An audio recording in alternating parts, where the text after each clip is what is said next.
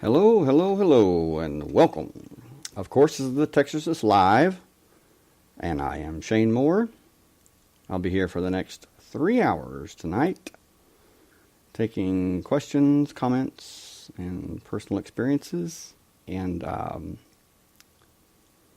your opinions on a very, very sensitive but important topic. Tonight, we'll be talking about the United States of America or Zion. Talking about the Zionist movement. Yes. Very few people ever speak out against the Zionist movement because it is the most powerful movement in the world today. The Zionism is defined as a movement for originally the reestablishment and now the development and protection of the Jewish nation in what is now called Israel. It was established as a political organization. I repeat, political organization in 1897 under Theodor Herzl. Zionism is not a spiritual movement. Zionism is a political movement. And I'll explain how that works, how they somehow they evade. They're untouchable. They're untouchable because of what they do, how they operate, how they hide behind being a spiritual movement.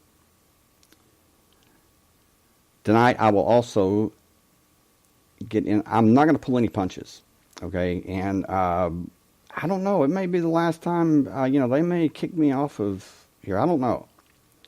I know that that Facebook and Twitter and most of the social media, if you speak about this, if you really get down to the truth about this, they will ban you. They will ban you. They will.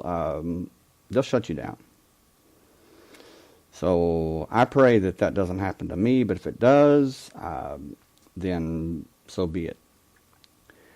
I will get into facts that you may or may not know, such as U.S. citizens and businesses in 26 states must sign an oath of loyalty to Israel. That's U.S. workers and businesses in 25 states must sign an oath of loyalty to Israel. We'll also talk about how new U.S. lawmakers must sign an oath of loyalty to Israel. And it gets bad. I mean, it really, really does. My question is how can forcing employees to swear an oath of loyalty to a foreign power be legal? I mean, because it's not. It can't be legal. It's against the Constitution. It's against everything. I mean, right is right and wrong is wrong, and this is wrong.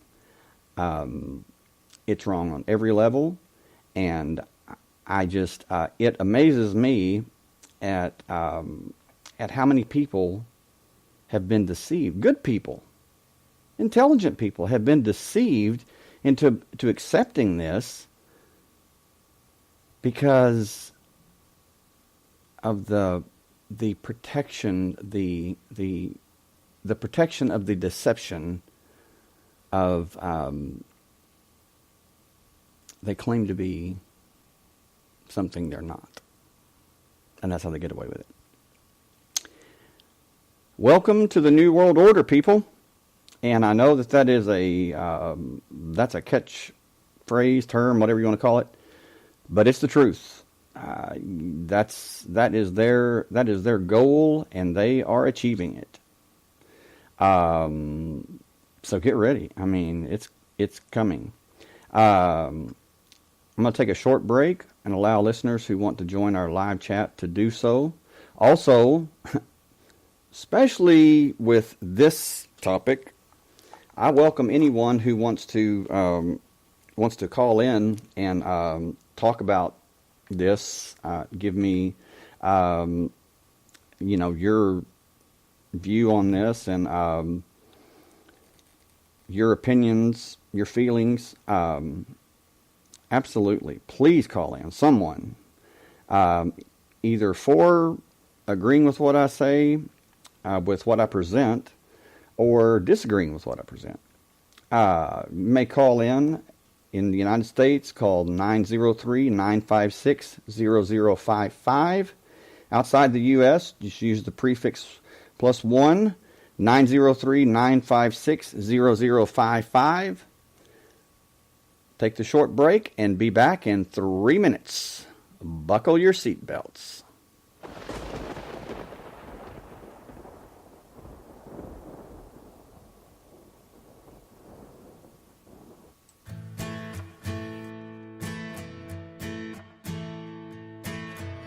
Someone don't help you, when someone don't help you through the rain, when feelings don't matter, and everything's nothing but a game.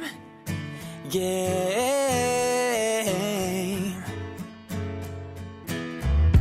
know that I'm with you, just know that I'm with you through it all, and I'm gonna be there whenever you win or if you fall.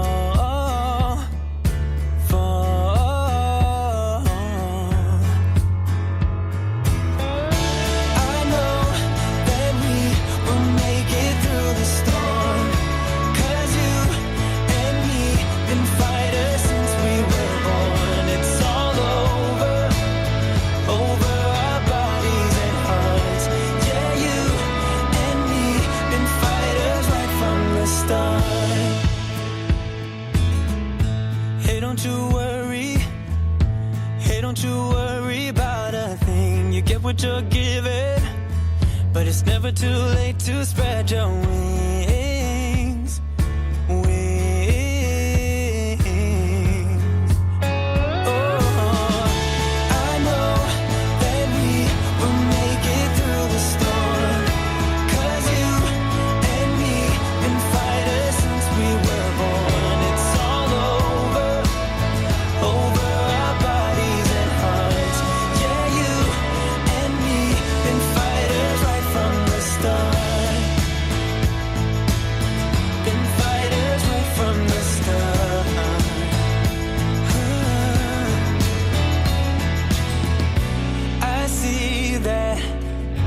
It's tough now, but trust me, yeah, trust me. I know that we will make it through the storm, 'cause you and me been fighters since we were born. It's all over our bodies and hearts. Yeah, you and me been fighters right from the start.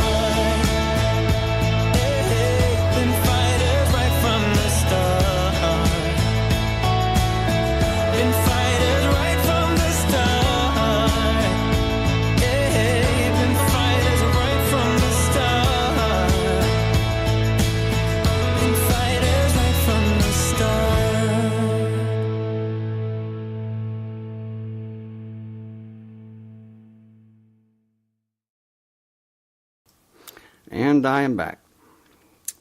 Okay, we'll just take a few minutes and allow those who want to join our live chat to do so. Just take a couple of minutes anyway. I hope everyone is getting ready to have a great weekend. Here in Texas, it's been chilly, but it's been warm. So back and forth, really. Plays with those sinuses and all of that. So if I sound a little nasally or more nasally than I usually do, that's why. Anyway, now this is a very, very touchy, even dangerous subject, and I'm not being dramatic. I'm being serious. I have been immersed in this research, And I have to say that what I have found, what I've uncovered, is not only unsettling, it's sickening. It's just absolutely sickening. And well, you'll see. You'll see plainly what I'm talking about. It is something that is, there's so much betrayal, so much, racism, and it doesn't come from where you think it comes from. Not at all. And that's what's so shocking, so sickening about it, is there's this group of people. They have perpetrated, they have pulled off, seemingly what is the greatest, the most cruel, heartless,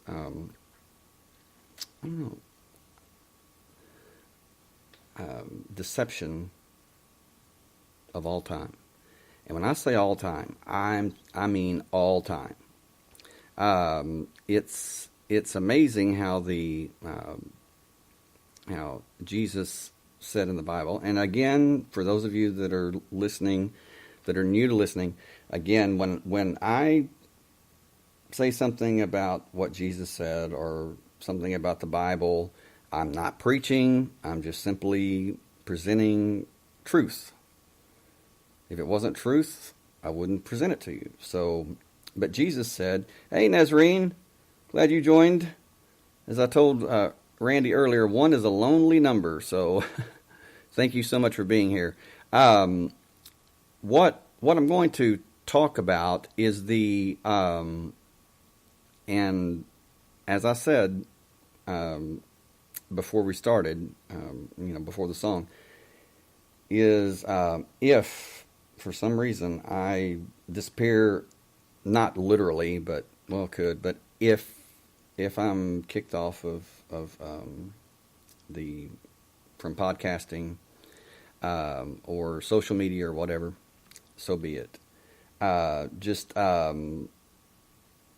Just remember that I'll do something else. I'll pull another, I'll pull a rabbit out of the hat somehow.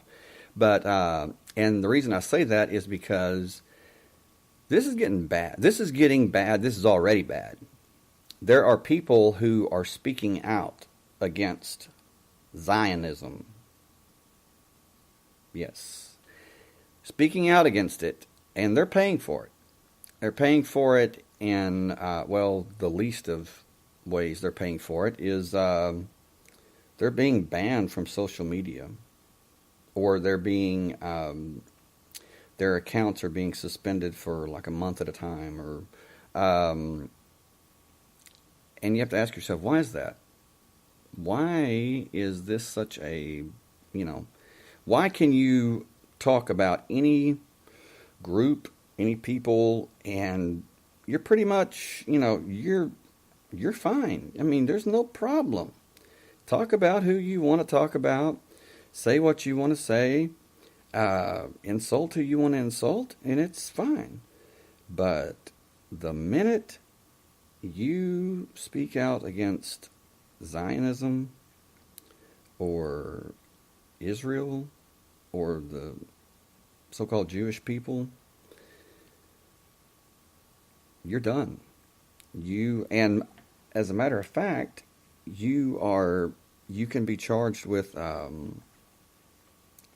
hate speech, hate crimes, and labeled with this catch-all phrase or this catch-all term, which is what they have admitted.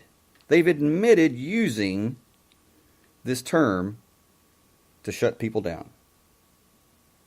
And that term is when you speak out against Zionism, speak out against what's taking place, you're anti-Semitic. Objection, Your Honor. Anti-Semitic? I'm not anti anything when it comes to any group of people. What I'm against is I'm against those who use and abuse and take advantage of and control other people to reach their own to reach their goals and to promulgate their own agenda no matter what, with no regard for the human race, because they see themselves as being superior to everyone else.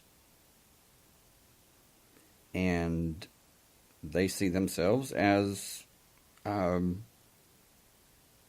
rulers. They do. And I have to say that the truth is this was right under my nose, okay, the whole time, for years and years and years, right under my nose. I was looking everywhere else, to find out what was going on. Who is behind this? Who is behind this? The way the world is, this movement, this power, this political, I don't know, you call it wickedness or wrongdoing or evil or whatever, but I looked everywhere and I just couldn't find it until I looked the last place that I would ever look and started seeing the facts as plain as day in front of my face, and was just wow. Jesus was right when he said, the deception will be so great. He says that even the very elect, he says those who know what's going on, very, very spiritual people, he says they will even be deceived. Well, that's truth, because the deception is that great. Now, when I say, when I talk about Zionism, I want to give you the definition again of what Zionism is. Zionism is the movement for, originally, the reestablishment and now the development and protection of the Jewish nation in what is now Israel. It was established as a political organization. Again, a political organization in 1897 under Theodor Herzl. Zionism is not a spiritual movement. Zionism is a political movement, and it is the most powerful political movement in the world today. Zionism, in my opinion, is the most threatening thing or Zionism is, in my opinion, will be the New World Order. And, those of you that say, well, he's saying New World Order, he must be like an Alex Jones clone. Please kill me if I am. Please, blow my brains out if I am. Alex Jones? Yeah. He comes out, all this, all that. Never heard him speak against the Zionist. Never heard him speak against what's going on with the Palestinians, how they're being, basically it's a genocide. How that the modern day, nation of Israel, They can do what they want, when they want, and they don't answer to anybody. Hey, why not? Why is that? Why are they untouchable? And when I say that, I mean literally. I mean, you may or may not know these facts that I'm about to tell you. But you'll soon know, and I want to know what you think about it. Those of you that are listening live, please join the live chat or call me. We can have a nice, polite discussion, respectful discussion. I mean, I'm not going to be rude or anything to you, as long as you're not rude to me. Again, the number is 903-956-0055. Outside the U.S., just add 1 to that, 903-956-0055. Did you know U.S. citizens and businesses in 26 states must sign an oath of loyalty to Israel? I said citizens, it's U.S. workers and businesses in 25 states must sign an oath of loyalty to Israel. Now, you tell me, this is the United States of America, correct? I mean, correct me if I'm wrong, but last time I checked, it was the United States of America. Why would U.S. workers and businesses in 26 states have to sign an oath of loyalty to Israel? I have nothing against the Jewish people. Those that aren't part of this, but I am against those who are in power and those who promote this racist hatred, hateful, murderous, the most rabid movement that in the world. Yes, I have everything against them. And I'm not being anti-Semitic. Matter of fact, being Semitic is like those who speak the Semitic languages, correct? Yes. Okay. Why is it that you can speak against the Palestinians, you can speak about the Arabs, and everyone else? They speak Semitic languages. You could speak against them, say what you want, and hey, you're fine. You're not going to be charged. You're not going to be labeled anti-Semitic. You're not going to be. No one's going to say anything to you. But you say something against the so-called Jewish people or Israel, and buddy, you've committed a crime. You're a racist. You're anti-Semitic. Now, how does that work? I don't believe in double standards.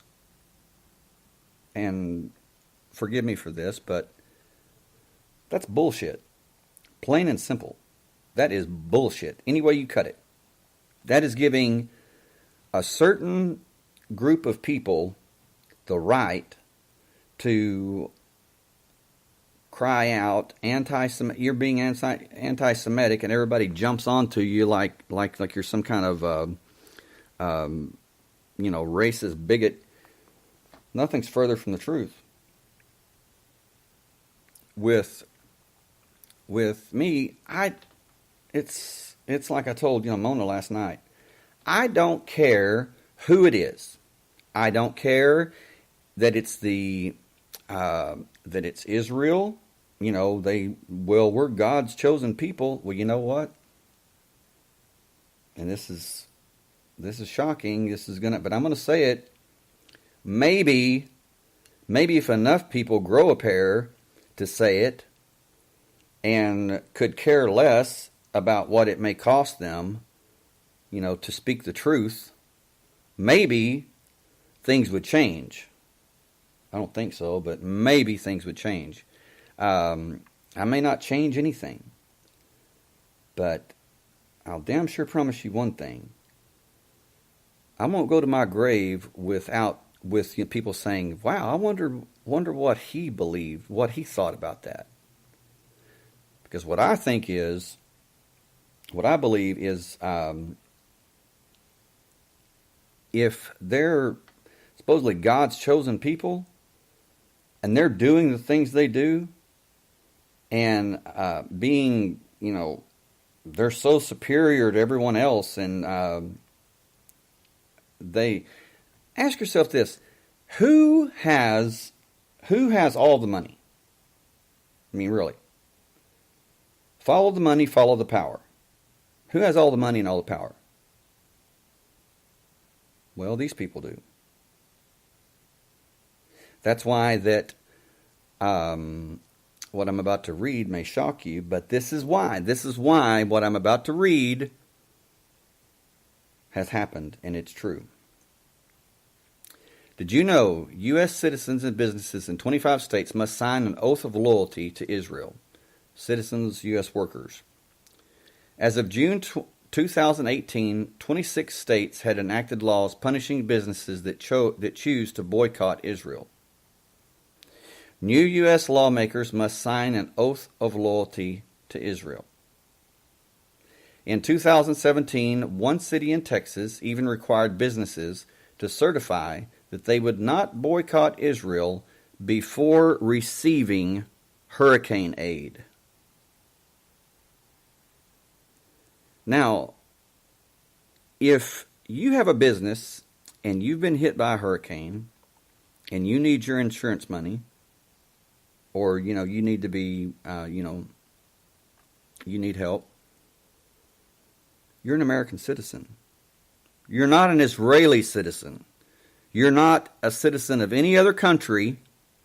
So why in the hell would you have to sign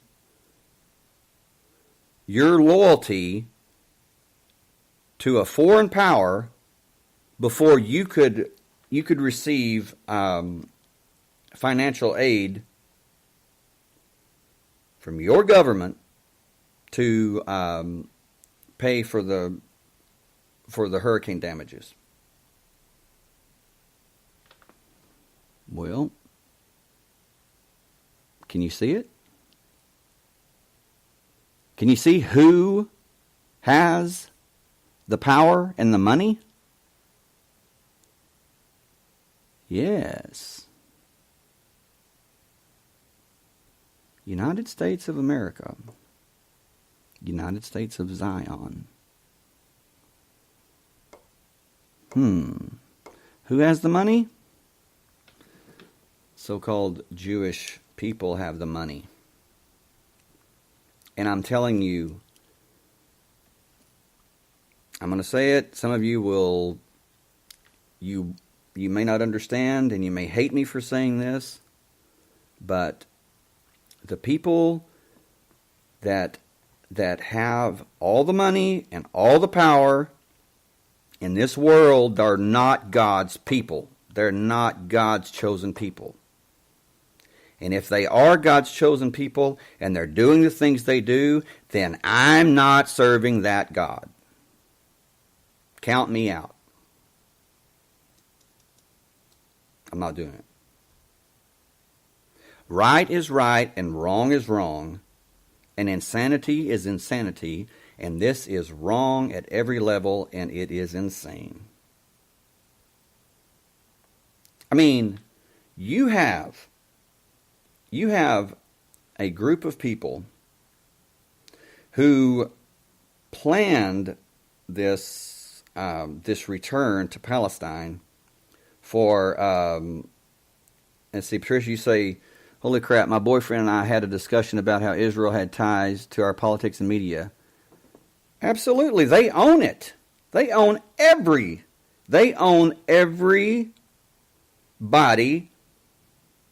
and every media outlet. That's why I don't listen to the news.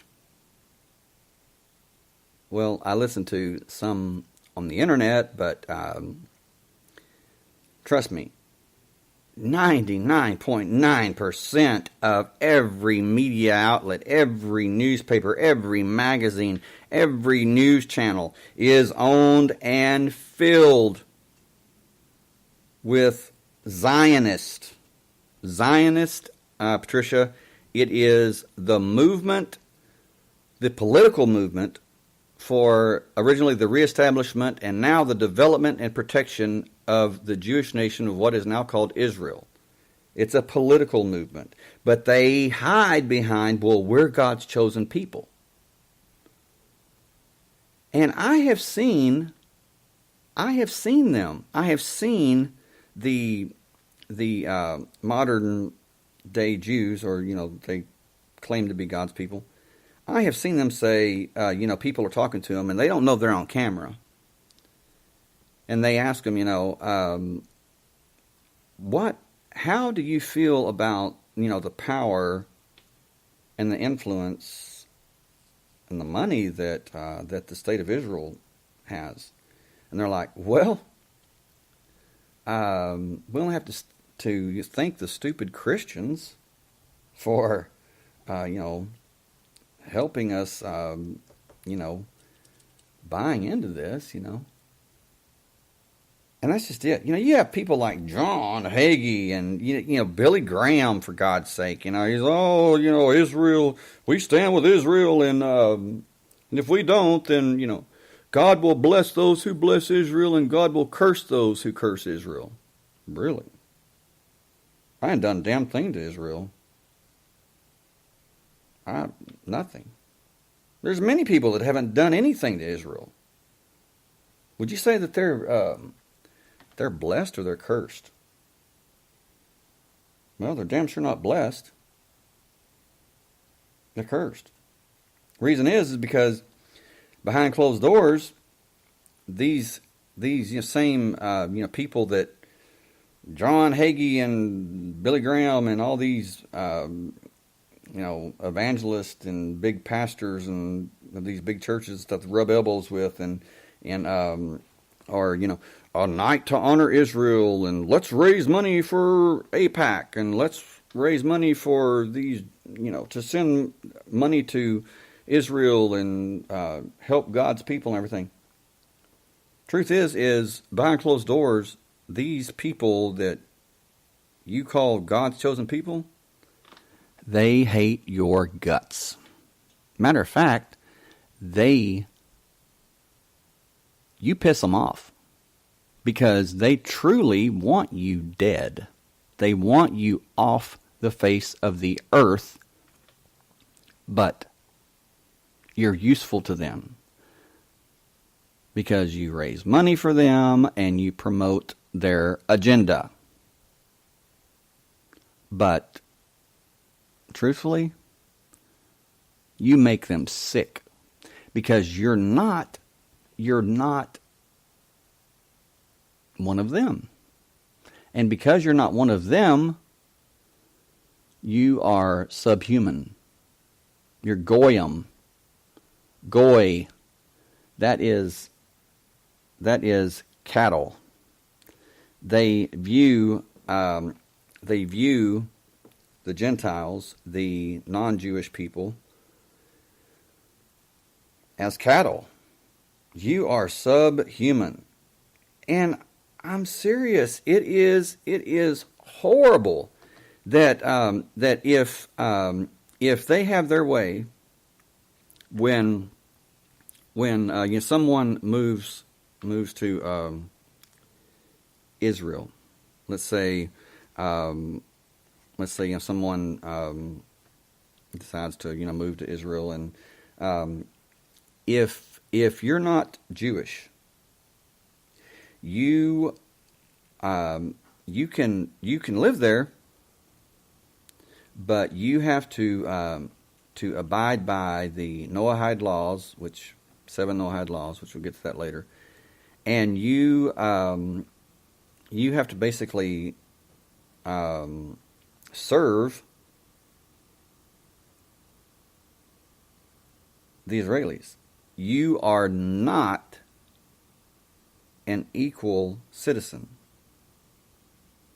with the Israelis. You are an inferior. You are a lower class, citizen, and to read the Talmud, that these people, right. So to read the Talmud, which is what their belief system is based on, it's frightening, it's sickening, and it's unsettling to say the least. I mean, we're talking, what they promote is absolute carnage. I mean, you want to talk about psychopaths. I mean, these people, they hide behind being God's chosen people and this and that. And my question is why in the hell would Christians, who believe in the Lord Jesus Christ, Son of God, why would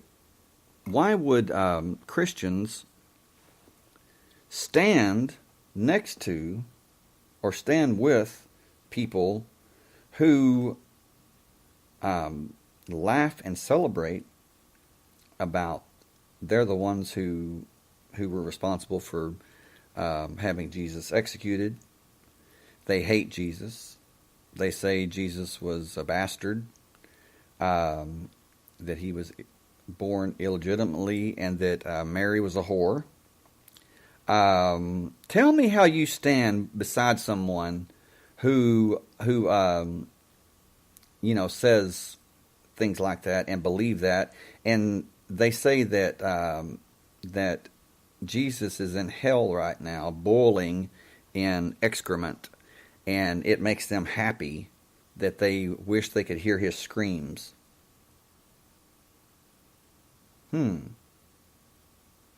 So anytime you hear a Christian pastor or televangelist or big church, mega church preacher talk about they stand with Israel and they stand with the Jewish people, remember that.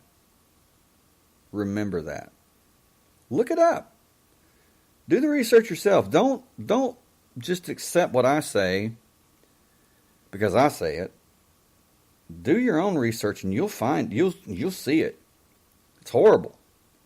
Now, that's really something, because they can speak against our beliefs, whatever. I mean, they can speak against Christians, they can speak against Muslims, they can say what they want to say and seemingly do what they want to do. And nothing is ever done about it. But you say something against them, you're anti-Semitic. You're racist. And that's what they do, is they label you. It is like being labeled as a pedophile. Okay? Now, you know as well as I do, if someone is brought up on charges of pedophilia, it is human nature you may not judge that person right away. You may not come to to the conclusion right away, but you damn sure don't view that person the same, as much as you want to.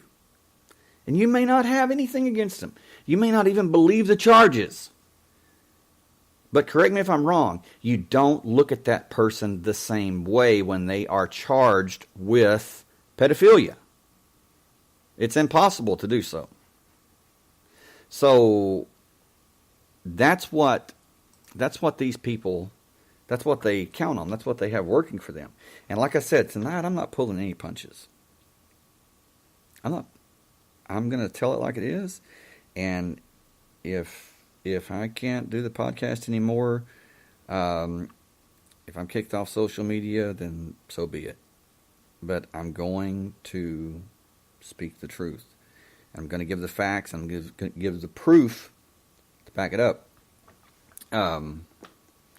You have Benjamin Netanyahu, the current Israeli prime minister.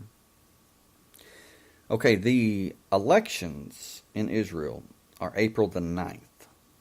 Not too far away. Okay.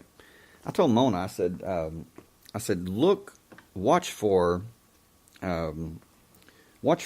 something big to happen, something big to take place. I said, it's going to be something that will happen, or that may happen.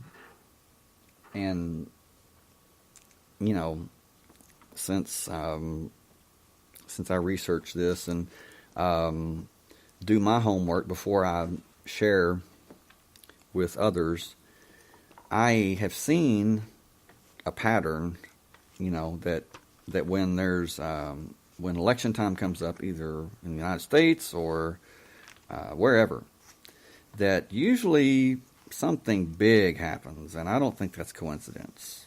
Those of you that do think it's coincidence, feel free to speak up. Feel free to send me an email, or those of you that are listening to the rebroadcast, feel free to send me to say something in the replies on YouTube. That's great. And those of you that send me the hate mail and all that, keep it coming. I love it. You're not bothering me at all. Matter of fact, you're just pushing me forward. So keep it coming. But I told him, I said, wait and watch for something big to happen. I said, because the elections are coming up in Israel, April the 9th. Okay, now. Benjamin Netanyahu, the Israeli Prime Minister, he is coming up being charged with bribery and extortion and all this stuff, and his wife has already been charged with different crimes, fraud and all this stuff. Yeah, it's there's a lot of people in Israel that are not for him, not at all, and he is not. In my opinion, Benjamin Netanyahu is not a nice guy. He is. I'm sorry, Tina. You keep getting kicked off. Well, sorry about that. I don't know. I wish there was something that could. I don't know. I'm not sure what the deal is, but there were quite a few people getting kicked off the other night. I'm not sure if it's the topic or what, but anyway, Benjamin Netanyahu, he wants to keep his position. Of course. The only thing is he would be the first sitting prime minister to actually be charged. Well, actually, he is the first prime minister to be charged with this while in office. To my knowledge, he is. And I told him, I said, look for something big to happen that will divert people's attention away from that, and that may save him in the elections. And I'm not saying anything. I'm not blaming. I'm not saying anybody did anything. I'm not blaming anyone. But I will say that New Zealand has been very vocal and very pro-Palestinian, talking about the Palestinian, the Palestinians and how their living conditions and the violence they face, the needless violence, the detention of Palestinian children, the killing, Yeah, New Zealand has been very vocal about that.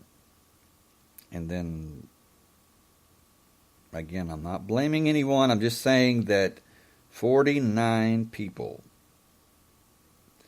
shot and killed in 2 New Zealand mosques. And one was in Christchurch. I just found that kind of interesting that it would be Christchurch. Because, well, there's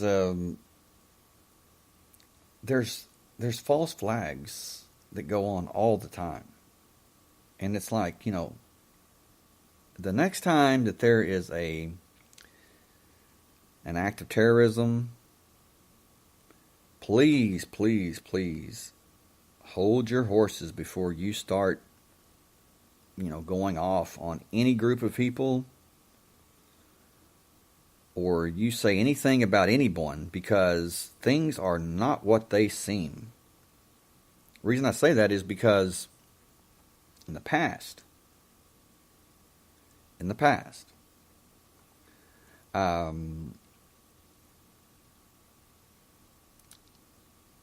there have been certain people,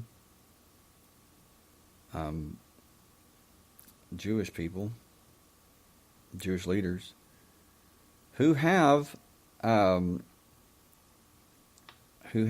taken part, or they have ordered false flag incidents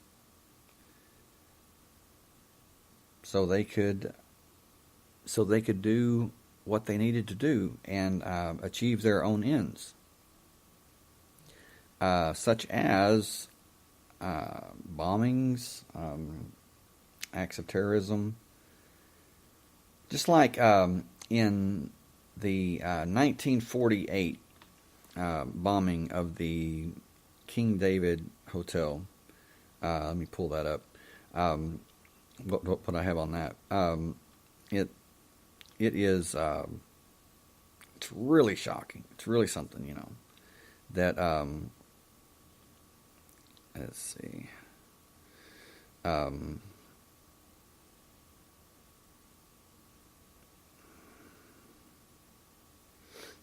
Okay, hold on just a second.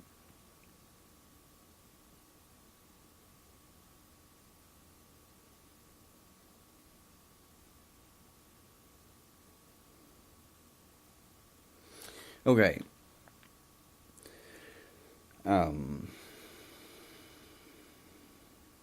Let's see.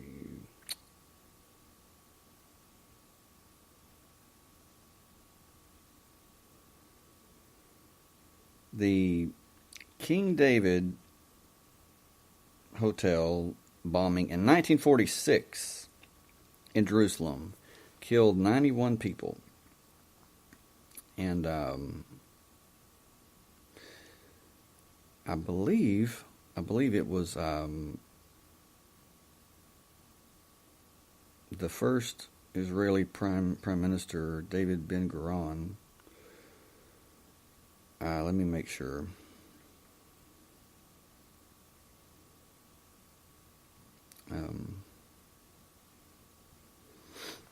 Okay, let's see. Okay. On July 22nd, 1946, 3 phone calls were placed to the King David Hotel, an adjacent building to the Jerusalem Post, then the Palestine Post, warning of an imminent bombing. Minutes later, a blast ripped through the historic hotel and then headquarters of the British Mandate for Palestine's civilian and military authorities, killing 91 people and injuring nearly 50. In 1946, the King David Hotel was the headquarters of the British Mandate government, housing much of its intelligence apparatus and top military intelligence and civilian officials.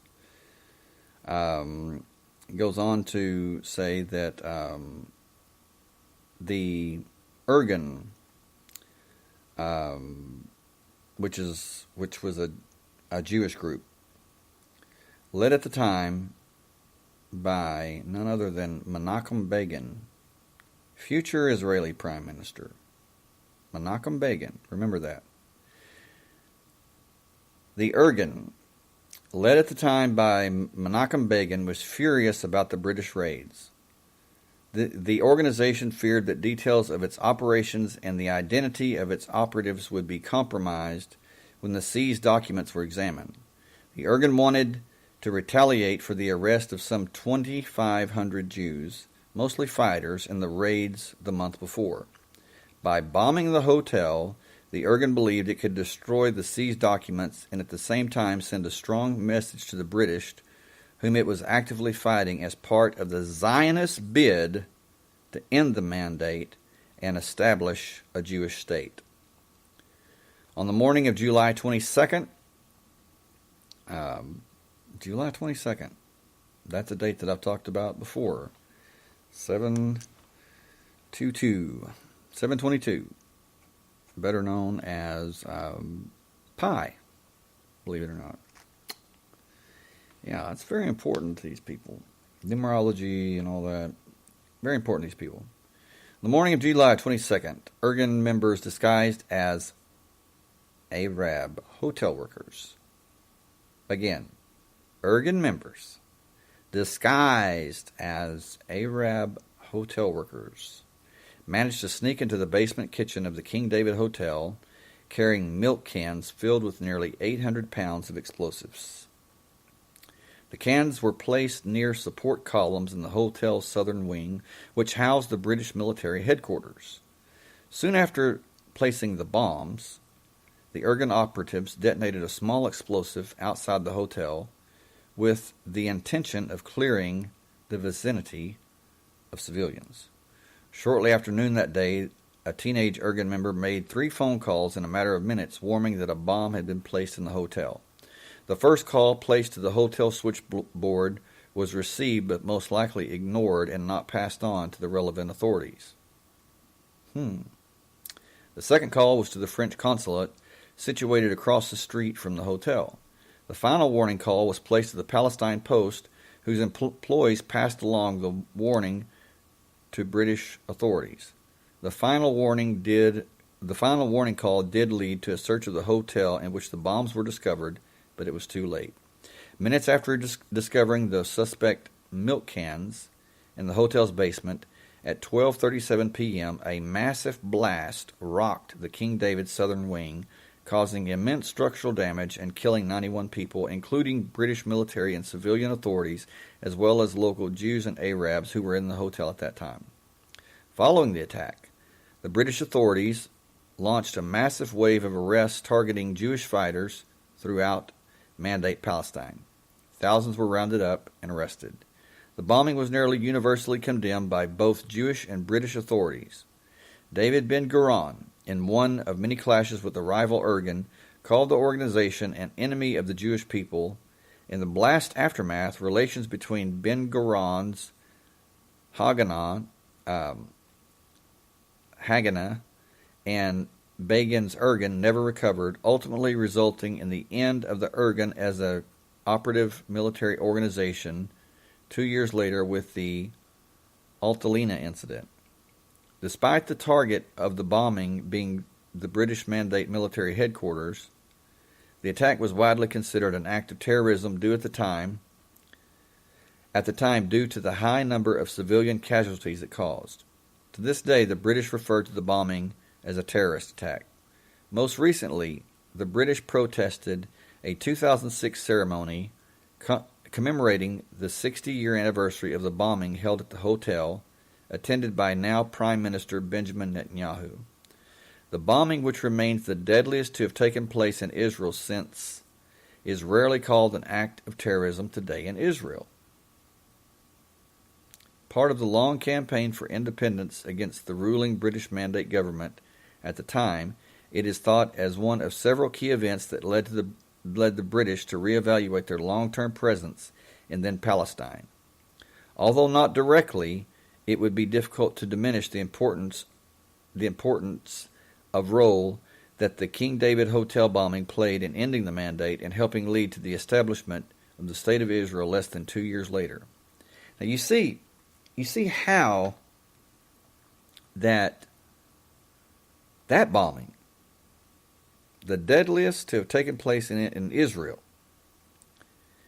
is rarely called an act of terrorism today in Israel. Why is that? Because they justify it. They justified killing all those civilians to have their own state, to have their own land. They'll do anything and everything. Doesn't matter to them. Now get this. This is the sickening part. Is Menachem Begin, future Israeli Prime Minister, Menachem Begin, that John Hagee, the Kufi Christians United for Israel, Menachem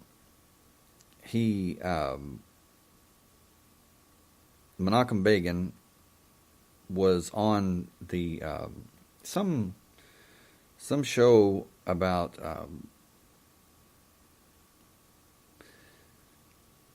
they were talking to him about his dealings and activities, and it was something else, and he speaks up because he's so proud, so boastful, and what he says will shock you. Let me find it here.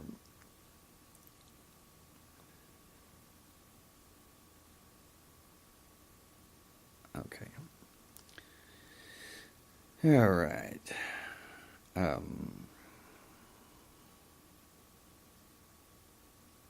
He says that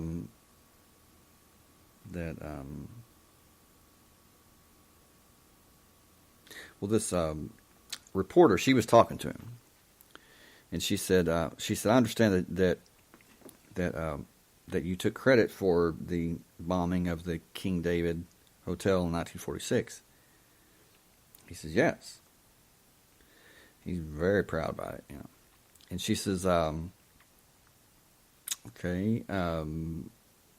She says, how does it feel? How does it make you feel to be the father of terrorism in the Middle East? And he looks at her and smiles, and he says, the Middle East? How about the world? Whoa. I mean, whoa, you're taking credit. You're proud being called the father of terrorism of the Middle East isn't enough. You have to correct her and say, how about the world? You're so proud of yourself.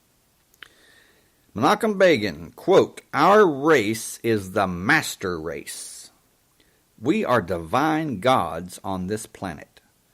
We are as different from the inferior races as they are from insects. Other races are beasts and animals, cattle at best. Our destiny is to rule over the inferior races. The masses will lick our feet and serve as our slaves. End of quote. Menachem Begin. Now, this former Israeli Prime Minister that U.S. Presidents Carter, Ford, they all met with Menachem Begin, and John Hagee, the blimp down in San Antonio, the Zionist blimp. He brags about, I have personally sat down and been personal friends with every Israeli prime minister since Menachem Begin. Okay, John.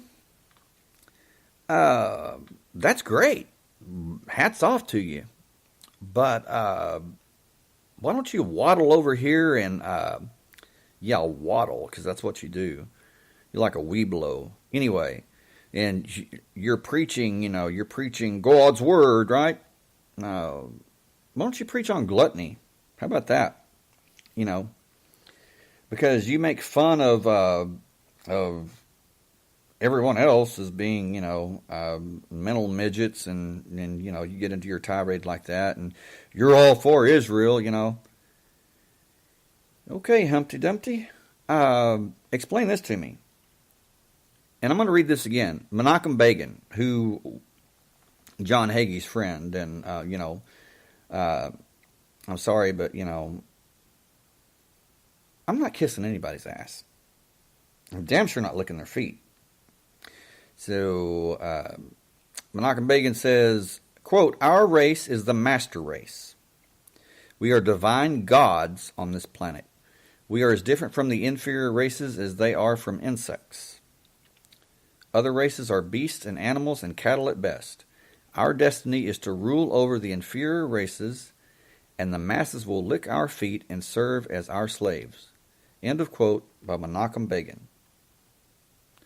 Well, Menachem, I've got this condition that, I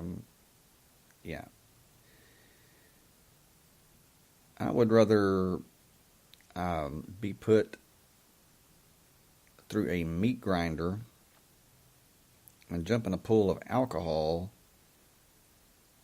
than to bend or bow before anybody, and damn sure not going to lick their feet. Hell no. So count me out, Mr. Master Race, Superior Divine God Man. Dude looks like a frog. I mean, seriously. Anyway, but this is what I'm saying is, Patricia, you say, is there anything we can do to stop this? Well, speaking out against it, but so many people, they're not going to speak out against it because they know it will cost them. Remember what I said, Patricia. They own everything. I mean, you got to give them that. They've covered all their bases. They own the newspapers. They own the news. They own the media. They own Hollywood. They own the energy companies. They own the banking industry. Oh my God. Wall Street, it's owned by these people. That's why that, you can ask yourself, is what is the deal? What's going on? When American citizens or new American lawmakers, they have to sign an oath of loyalty to Israel. What? Are you serious? I mean, what does Israel have to do with this? Because they only claim to be God's chosen people. They only claim to be the true children of God from the Bible. They use the Bible to deceive. They're not God's chosen people. They're liars and they're deceivers. Matter of fact, they are Khazarians. They came from the country of Khazaria. Khazaria. Look it up. In 740 AD, they migrated to Palestine. And,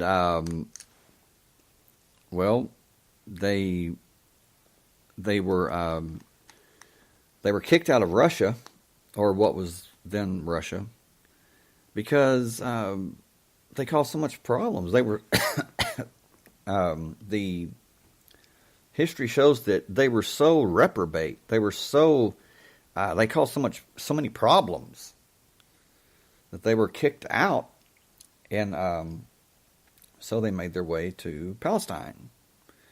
And this is the deal. And they had planned this all this time. to have their own state, but to make it fit supposed biblical prophecy, Israel would be regrouped as a nation in a day. Does the Bible say that Baron de Rothschild would be the one that would be paying for that? I mean, does it say in the Bible, "Thus saith the Lord, Baron de Rothschild will be picking up the tab for giving the land and paying the money for Israel to be regrouped as a nation"? And when it was, there's people that I have heard talk, they're like, "Boy, biblical prophecy was fulfilled that day." Was it? Really? At one time I thought so. I thought, wow, that's pretty amazing, Until I did my homework and looked at it for what it really is. Well, that's not biblical prophecy. That's someone taking advantage of what is written in the Bible, that has the money and the power to fulfill it and deceive people, because they're like, wow, it happened and they're in Israel, so they're God's chosen people. Ooh. Deception. What about the Palestinians who were there and had been there for hundreds, 1,000 years? I mean, that was their home. They had homes there. They were living there. And these people waltz in, and because they're God's chosen people, they offer to buy the land from the Palestinian people, and Palestinians, many of them said, "I don't want to sell." Well, you have to. You have to sell, or we're going to either way. If you sell or you don't sell, you're leaving. You have to leave. Why? Because God gave us this land. You know what? I don't want to serve a God that would order and do the things that were done to the Palestinian people. And we're talking things so horrible that I don't even want to mention them. Unimaginable. They didn't want to sell, Hell, I wouldn't either. I mean, my house, my home, land that I've worked on, land that, my family's land, for God knows how long. No, you have to leave. You have to leave. Matter of fact, we're going to place you in a certain area, a certain place that's where you're just going to be, kind of going to be in limbo. I don't know. Hell, you're just a Palestinian, so screw you. It doesn't really matter because you're lower than an animal, so it doesn't really matter. So anyway, you going to sell, or are we going to have to move you? Well, many of them sold and were put on the West Bank and Gaza, and which is not an ideal place. Many of them who refused to leave were simply killed, murdered. Again, one thing that I want to read is another quote by Menachem Begin, the father of terrorism. He says, in a letter to Russell Warren Howe in January 1974, he says, quote, "How does it feel in the light of all that's going on to be the father of terrorism in the Middle East?" In the Middle East, he, Begin, bellowed in his thick cartoon accent, "in all the world, Yeah, he was very proud of that. And there's a picture here of Benjamin Netanyahu. I believe he's standing in his office, and there is a huge picture of Menachem Begin in the background. And Netanyahu's got this grin on his face. Oh, man. Yeah, I think I'll pass on having that guy's picture up anywhere. I wouldn't even put it in my bathroom, so how's that? Can you imagine anyone bragging that they're the father of terrorism? You know, I mean, this dude's a psychopath, or he was a psychopath. I mean, he's proud. He thinks it's funny. I mean, he feels justified for his attitude. He feels justified by his actions. Why does he feel justified? You know, really, it's doubly sick because he's brainwashed. I mean, he believes what the Talmud says about them being, you know, God's chosen people, and basically that gives them the right to just use and abuse whoever the hell they want to and answer to nobody. And let me tell you, they have no mercy, no sympathy, none. I mean, zero, zilch. So, and it really, really makes me mad. It really bothers me that they're the first ones to scream racism or anti-Semitism when it's clear, it's crystal clear who the racists are. You know? It's them. Hell, I'm not saying anybody is you know, cattle or beneath me. I'm not saying that anybody that I'm not saying that the that since I'm white, we're going to rule over everybody. I don't call anybody inferior. And damn sure don't say that I'm going to have the masses lick my feet and serve as my slave. That's insane. But he does. They do. Everyone. And that's why that, you know, Christian leaders, you know, they're laughing at you. They're laughing their asses off at you because you're so ignorant. You know, they're God's people and we have to stand with them, and anyone that doesn't is going to be cursed. And, you know, well, count me cursed. Because I'll stand with anyone who stands in truth and who stands in love.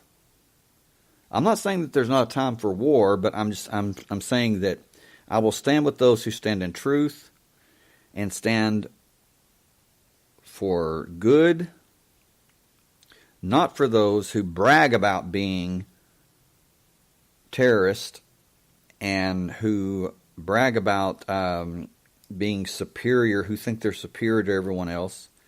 And no, count me out. This is an article, and I had to really check these quotes to make sure that he actually said these things. I mean, it's like I checked and rechecked, and he did. I mean, it's whoa. Menachem Begin, the founder of Israel's ruling, I believe it's Likud party, bragged about being the father of terrorism. The Likud party is now headed by none other than Benjamin Netanyahu. So it was, you know, it's absolutely crazy. And Menachem Begin said that during the 1982 Israeli invasion of Lebanon. So, yeah, and it is, it's insane. I mean, it's insane. It's accepted and promoted and encouraged insanity, is what it is. And what I'm saying is if you don't know by now that I believe it's a prerequisite for any world leader that before you can be a world leader, you must be insane. You must have this you must have the no conscience. Because anyone that does, anyone who has a conscience, anyone who cares about humanity, you don't make it very far. It's like, if you look around, if you follow history, it's like there are promises that are made by politicians and all this, and it's like things will get better, the world will get better, and it will, but what's happened? The poor get poorer, the weak get weaker, and the strong get stronger, and the rich get richer. And that's what's taking place right now. Why is that? Well, you have people that are in power, that are free to do what they want to do, not only in their own country, but this is who American workers and new American lawmakers are being forced to sign an oath of loyalty to. I mean, people, we have got to figure out, you've got to open your eyes and say, what in the hell is going on when you have to sign an oath of loyalty, or that you're not going to boycott a foreign power? I mean, my question is if I have to sign that before I can receive hurricane aid, or before I can receive my insurance, and there were people in Texas that refused to sign the oath of loyalty to Israel, and they didn't get their hurricane insurance. They didn't get the money. The only reason, to me, the only way that makes sense is because who's holding the money? Who's holding the money? Who's really in charge? Who's really running things? It should be pretty clear. The American Israel Political Action Committee, AIPAC, they provide trips to Israel for all new U.S. lawmakers. They provide trips to Israel because they want to show people, Israel, the Promised Land, and this and that. So they will be more pro-Israel, and will they will adopt and be a part of the Zionist movement. And to date, it's been about $16 million that AIPAC has paid for, or a branch of AIPAC has paid for trips to Israel. for all new U.S. lawmakers. Only recently, there were 2 U.S. Congresswomen recently who refused to sign those loyalty agreements to Israel, and who are speaking out. U.S. Congresswoman Rashida Tlaib, I believe it, Talb, and U.S. Congresswoman Ilan Omar. They're the ones that are saying, "Hey, no, I'm not going to sign that." And there's people that are agreeing with them. There are people, thank God, there are politicians in Washington that are saying, you know what, they're right. You know what, Omar's right. This is what they said, what they're saying. She's right. What she said's right. It's just nobody's got the cojones to say it, to admit it. Well, she didn't even need any. So, the AIPAC is a huge, powerful organization. American Israel Political Action Committee. Big time. I mean, they are powerful in every sector, branch. And you want to talk about the Israeli lobbyist. Whoa. Yes. Very, very powerful. And, hey, they're untouchable. So, anyway, here are some Zionist quotes that I want to read to you from the supposed Jewish people, from Israeli Prime Minister Menachem Begin. He says, the Palestinians are beasts walking on 2 legs.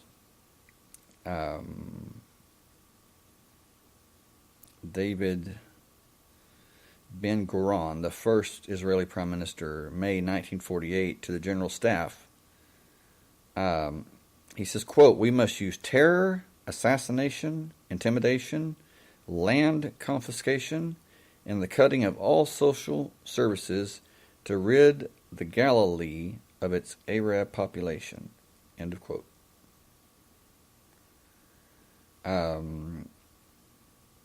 Joseph Weitz, head of the Jewish Agency's Colonization Department.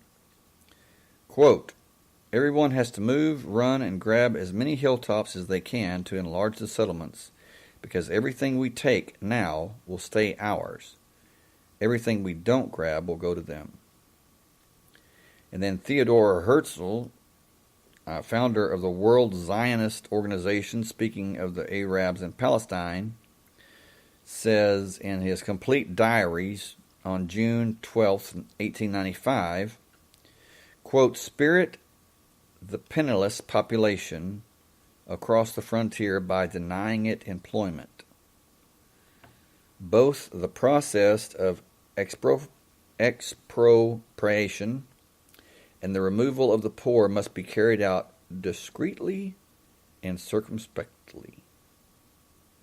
End of quote. Theodor Herzl, who John Hagee and all these evangelicals, John Herzl, Theodor Herzl was a great man of the Jewish people. Really. Ooh.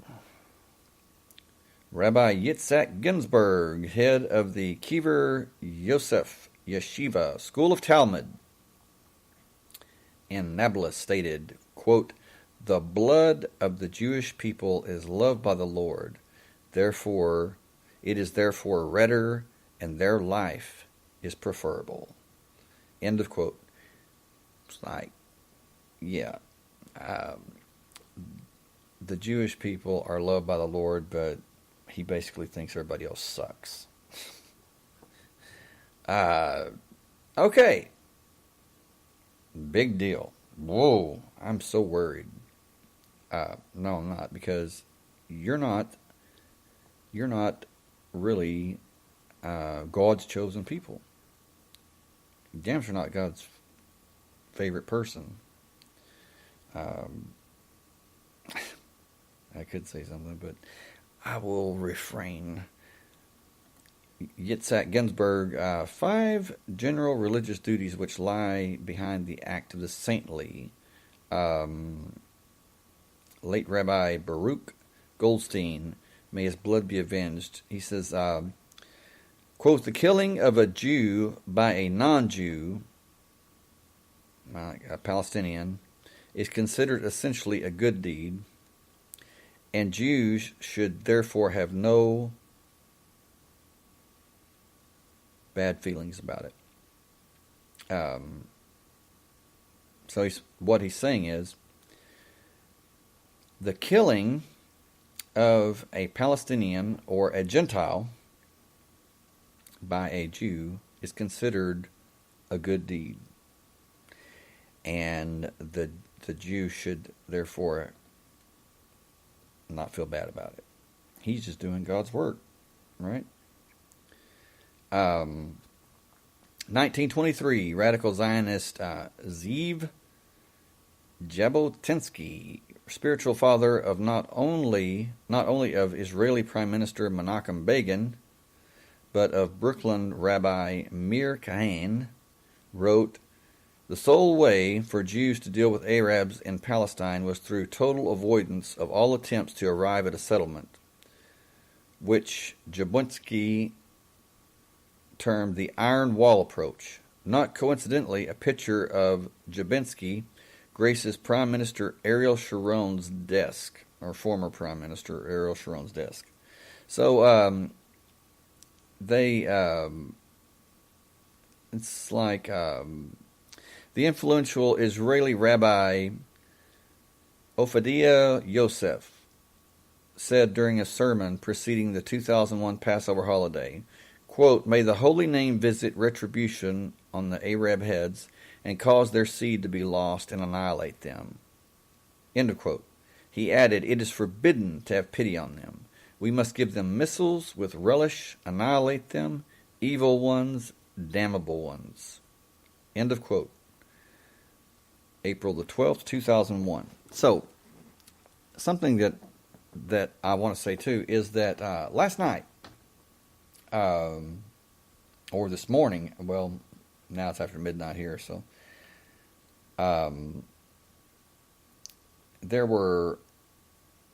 I saw where Gaza, Palestinians, had fired 2 missiles into Israel, into Tel Aviv. And I'm thinking, what in the world is going on? Because it's like, why that there's something strange going on, because they damn sure don't want any more problems than they already have. So I'm thinking, why would they do that, if they did? Well, it comes out that that Israel determined that it was an accident, that those missiles were fired by accident during cleaning or maintenance, and it was not intentional. But do you want to know how Israel responded? 100 bombs were dropped on Gaza last night. 2 missiles were unintentionally fired into Israel, into Tel Aviv, unintentionally. And from what I've read, what I've seen, Israel says that that it was unintentional. But how do they respond? 100 missiles, with 100 missiles. Something about that just does not seem right to me. Does it to you? I mean, wow. Man. Horrible. Anyway, I'll take a short break, and when we come back, I will we'll talk about a few more things, the history and what's taking place now, and what is the probable things that are going to take place in the near future. It's all lining up. We've got Syria, Iran, that Israel just are chomping at the bits to, war. They want war with Syria. They want war with Iran. Why is that? Well, those two nations, especially Iran, that's the last country that that doesn't have its that's not Rothschild owned. Iran is the target. So anyway, be back in 3 minutes.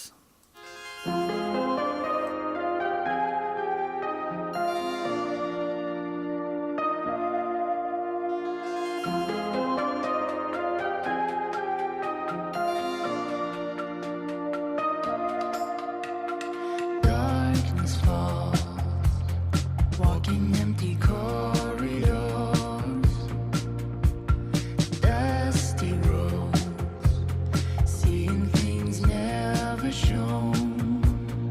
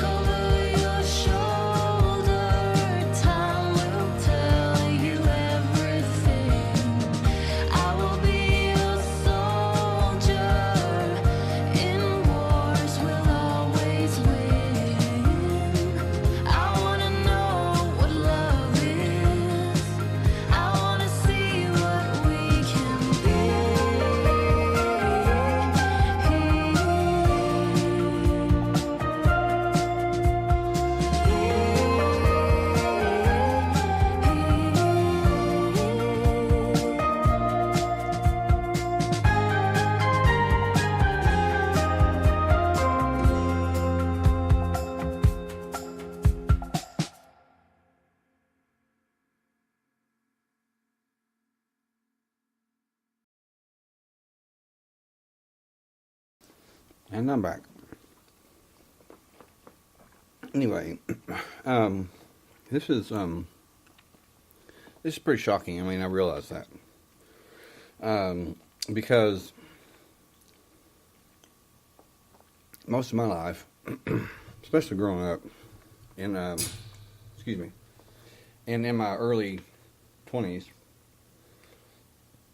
I was taught that that the Jewish people were God's chosen people, and my view on that has been that it is not by blood, because if it's by blood, then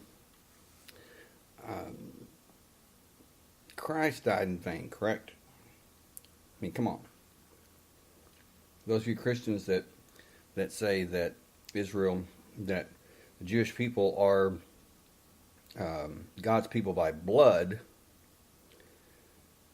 tell me, what did Jesus die for then? When Jesus said, "It is finished," and died, what was finished? For, talking about the Bible, talking about Christianity, from a Christian perspective, from the gates of Eden to the cross, man was at war with God. Correct? I mean, man fell, and I'm not preaching, I'm just simply explaining how this movement has gained power. But I'm explaining why they shouldn't have. Right now is what I'm doing, is explaining why they shouldn't have. Because from the gates of Eden to the cross, man was at war with God. Adam and Eve fell, eating the forbidden fruit. They were expelled from the garden, and basically became disconnected or from God. To some point, there was a problem there. It was appointed for them to, sin had entered the world, and, with sin, you can't, God can't look upon sin, so there was a problem. So, from Eden to the cross, man was at war with God. But at the cross, Jesus took the hand of sinful mankind and the hand of a loving, perfect God, and put them together on his bloody chest and said, "It is finished." And at that moment, the penalty had been paid, and mankind and God, who once had been at war for all this time, were reunited. The gates of heaven were open again. Okay? Now, there's nothing wrong with that picture. There's nothing. Matter of fact, it's a great thing, because that's exactly what took place. But that's exactly why these people hate Christianity, and that's why that they hate anyone who is not, who does not buy into their racist theology and, superior thinking. I mean, or superiority. They don't want things to be better. They want them to remain horrible. They don't want you closer to God.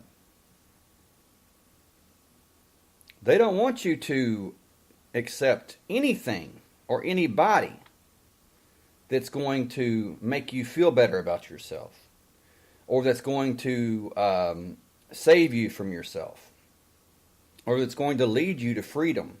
They want you captive. They want you prisoners.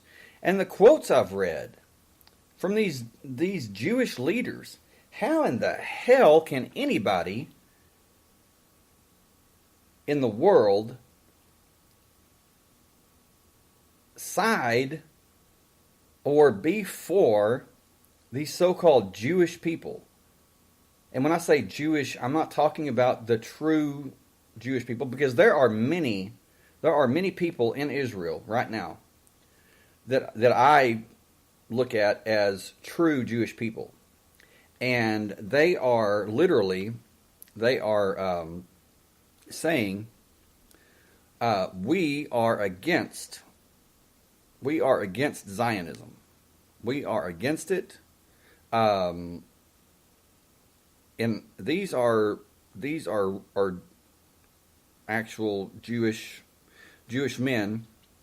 They're holding up signs say, "The state of Israel, heresy, murder, and theft. Judaism forbids a Jewish state and the oppression of Palestinians." They say authentic Jewry is against Zion aggression, and they are. They're standing against it. It says Judaism rejects the Zionist state and condemns its atrocities. Okay, now look it up. Look up these pictures. Look up these Jewish men that are holding up signs like, "We authentic Jews are against Zionist aggression. The state of Israel is heresy, murder, and theft. Judaism forbids a Jewish state and oppression of the Palestinians." Okay, but these are the Jewish people. These are Jewish men that are against this. So I ask you this question. Who are they? Who are the Jews?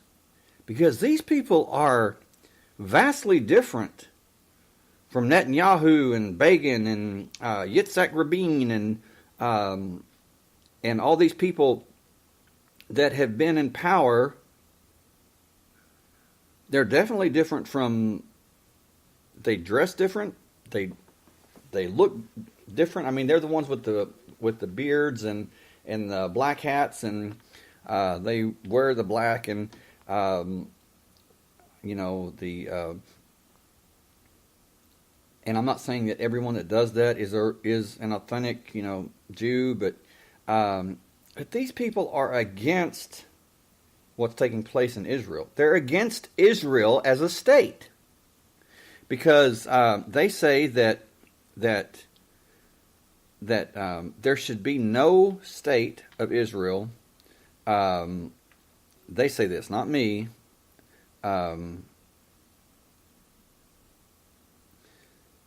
They say that there should be no state of Israel until their Messiah returns. Let me get that.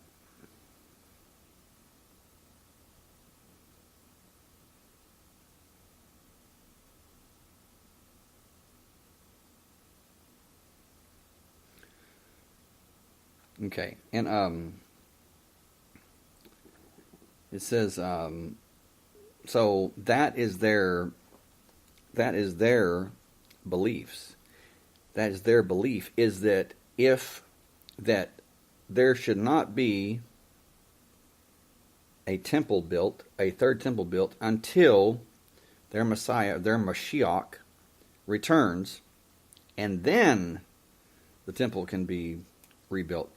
But, these people in power now, they're planning to rebuild the third temple. Is their Messiah here? Not yet. But news in Israel is that he is here, and he will be revealed soon. So I don't know. That's it's pretty interesting that this would be the time. I don't know.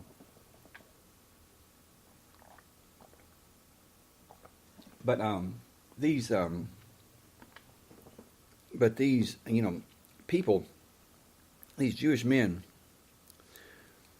you know that they are. You know that they're the real deal because they're standing next to their Palestinian brother who are also holding up signs that they don't agree with what's taking place.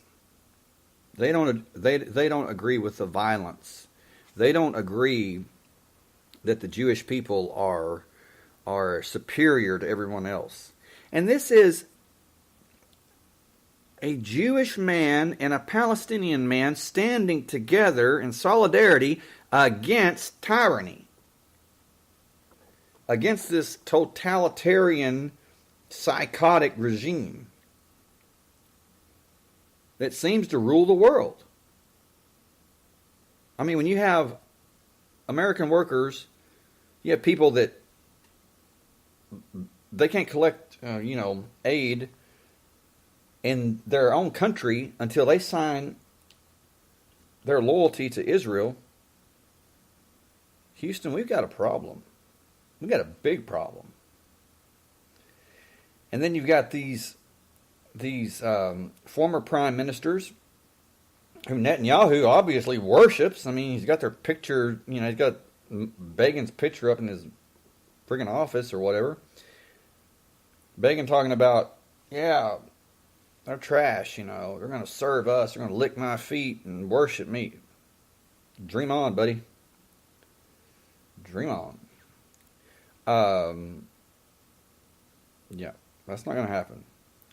But I guarantee you, there's enough people, there's many people in the United States right now that they have their nose so far up Israel's ass, I'm sorry, but it's truth, that hell, they can't breathe. Can't breathe there.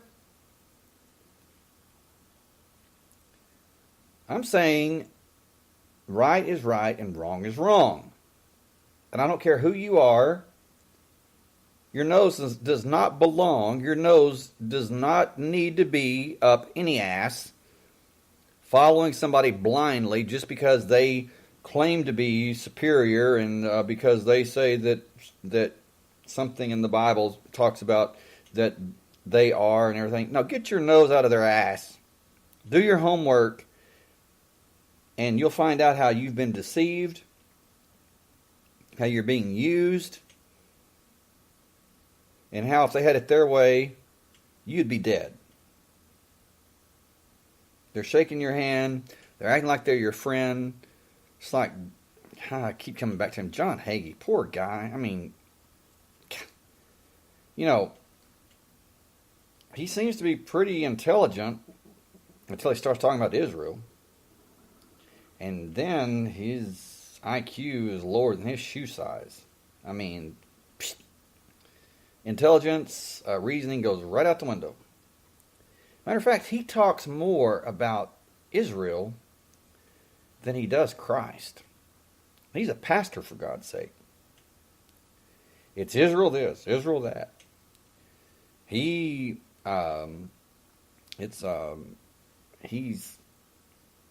praising these rabbis and, these Talmud following rabbis. What do you call a person that does that? What do you call a person that follows and and looks up to and admires people who follow a teaching that that encourages and endorses racism, hatred, murder, pedophilia, among other things. I mean, how do you justify that? You people that are members of these churches where these so-called Christian pastors are promoting the, stand with Israel. Just like, I heard him talking, and he says, the Israeli people, he says, face constant violence and danger every day. He says, would you stand with me as, he says, and give of your, donate money, he says, to our Israel, because the Bible says, God says in the Bible, that those who bless Israel, he will bless, and those who curse Israel, he will curse. And when he said Israel is in danger daily of violence, and is daily in violence of danger of violence and aggression, I'm thinking, are you absolutely out of your freaking mind? Has the food gone to your brain and cut off the circulation to where you are speaking pure bullshit nonsense, crazy, because you didn't say a damn thing about the Palestinians? What do they have? I mean, seriously, what do they have compared to Israel? And I'm probably going to pay for this. I mean, I'm probably going to pay for this show tonight. But so be it. I mean, come on. What are Palestinians known for? Throwing rocks, for God's sake. Throwing rocks. What does Israel have?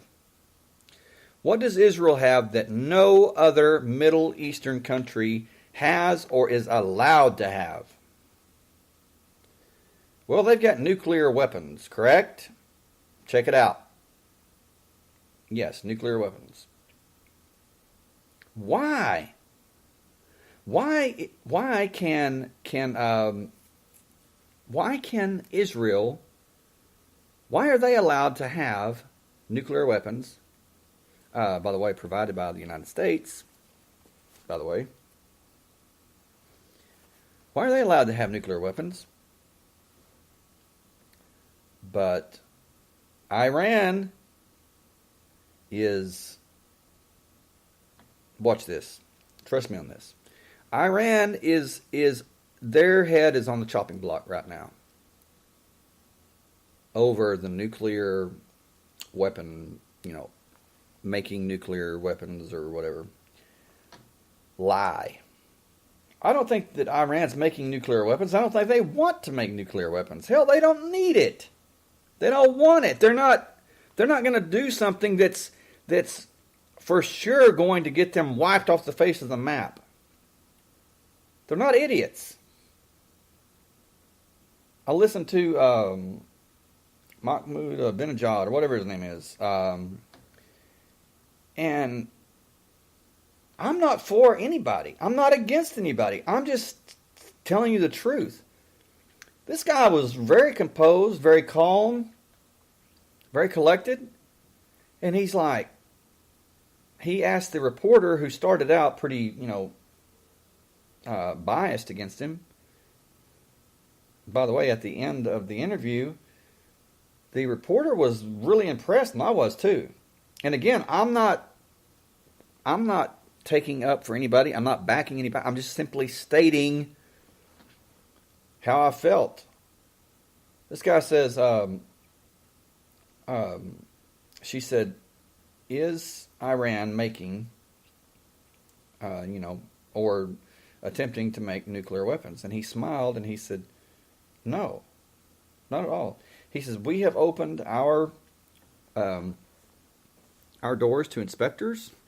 And he says, and, they found nothing. Okay?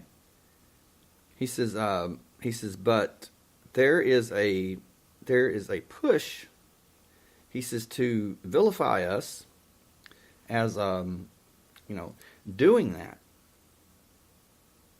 And then he said something like, but have you considered who will not allow inspections?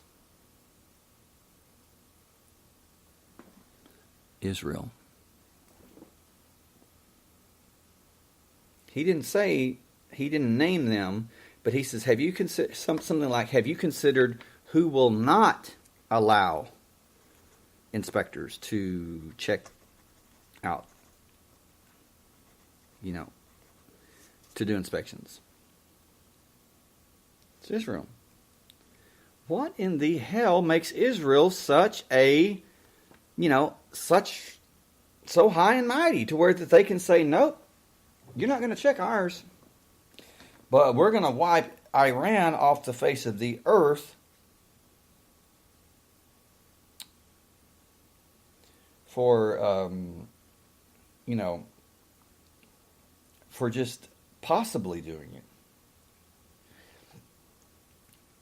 That goes back to the mental projection. I believe that it's a case of projecting what the wrong you're doing onto someone else, and and not only that, but what is in Iran? Better yet, what's in Venezuela? What's in Syria? Oil.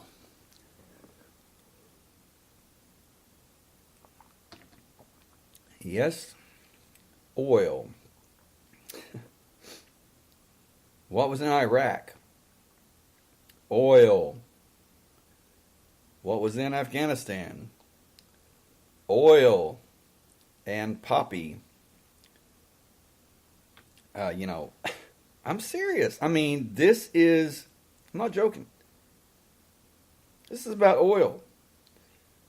In Afghanistan, it wasn't just oil, it was the poppy plants, the poppy flowers or whatever. Drugs.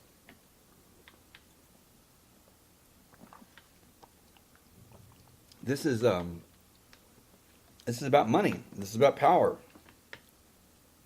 So if the teaching, if what they teach and they spread, the attitude and their teachings from the Talmud, if those are promoted, if those are spread, if those are accepted, if they're presented in such a way to where they're accepted to be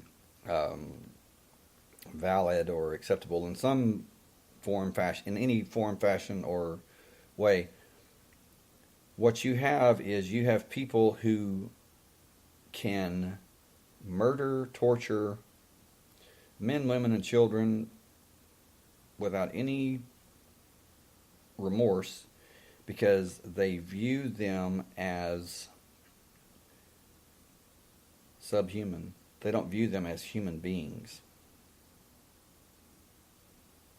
And they truly believe that they are doing the right thing.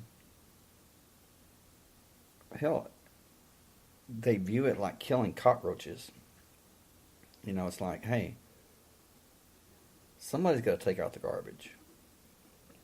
So when they view human beings as garbage or roaches, or lower than insects, then it's, it's not difficult to kill men, women, and children. Because in their minds, they're not killing men, women, and children. They're taking care of problems. They don't see them as living beings. As living human beings. And that's exactly the purpose. That's the reason. That's why that the Talmud is written the way it is. If there was anything ever satanic or of the devil, for lack of a better term, or perfect evil, it would be the Talmud. Because again, it claims to be, God's chosen people, and I want everyone to. You can agree with me, disagree with me. I really don't care. I would love it if you did, if you agreed with me, but if you don't, I respect that. But in my opinion, God's chosen people now, it's not by blood, it's not by race, it's not by anything but spirit. It's by love. Right, absolutely, Nazarene. Those cannot be the words of God. And what I'm saying is if they are the words of God, they're not the words of the God that I follow or you follow. And if they are, I don't want to follow him. I don't want to follow a God like that. That is a God of war. That is a God of fortresses. That is a God of evil. That is not a God of love. That is not a God of mercy. That is a God of violence. And but one thing you can be sure of is these people know that war makes money, and war creates opportunities, business opportunities, destruction, absolutely. And it's just like that idiot John McCain, who recently died of brain cancer. It's like when he was running for president and he had that blimp Hagee standing next to him, and John Hagee was endorsing John McCain, and I'm like, whoa, this is scary. You got two idiots with power standing next to each other. That's I never will forget it. John McCain gets up and he starts singing, for God's sake. Bomb, bomb, bomb, bomb, bomb, Iran, bomb, bomb. And he's smiling. This goofy, and I'm thinking, are you serious? You idiot. You don't give a damn about these boys and girls who would go to war just to make you a profit, make you rich, and lose their lives fighting, not to mention the thousands of Iranians that would die, men, women, and children, not to mention all the thousands of people that would be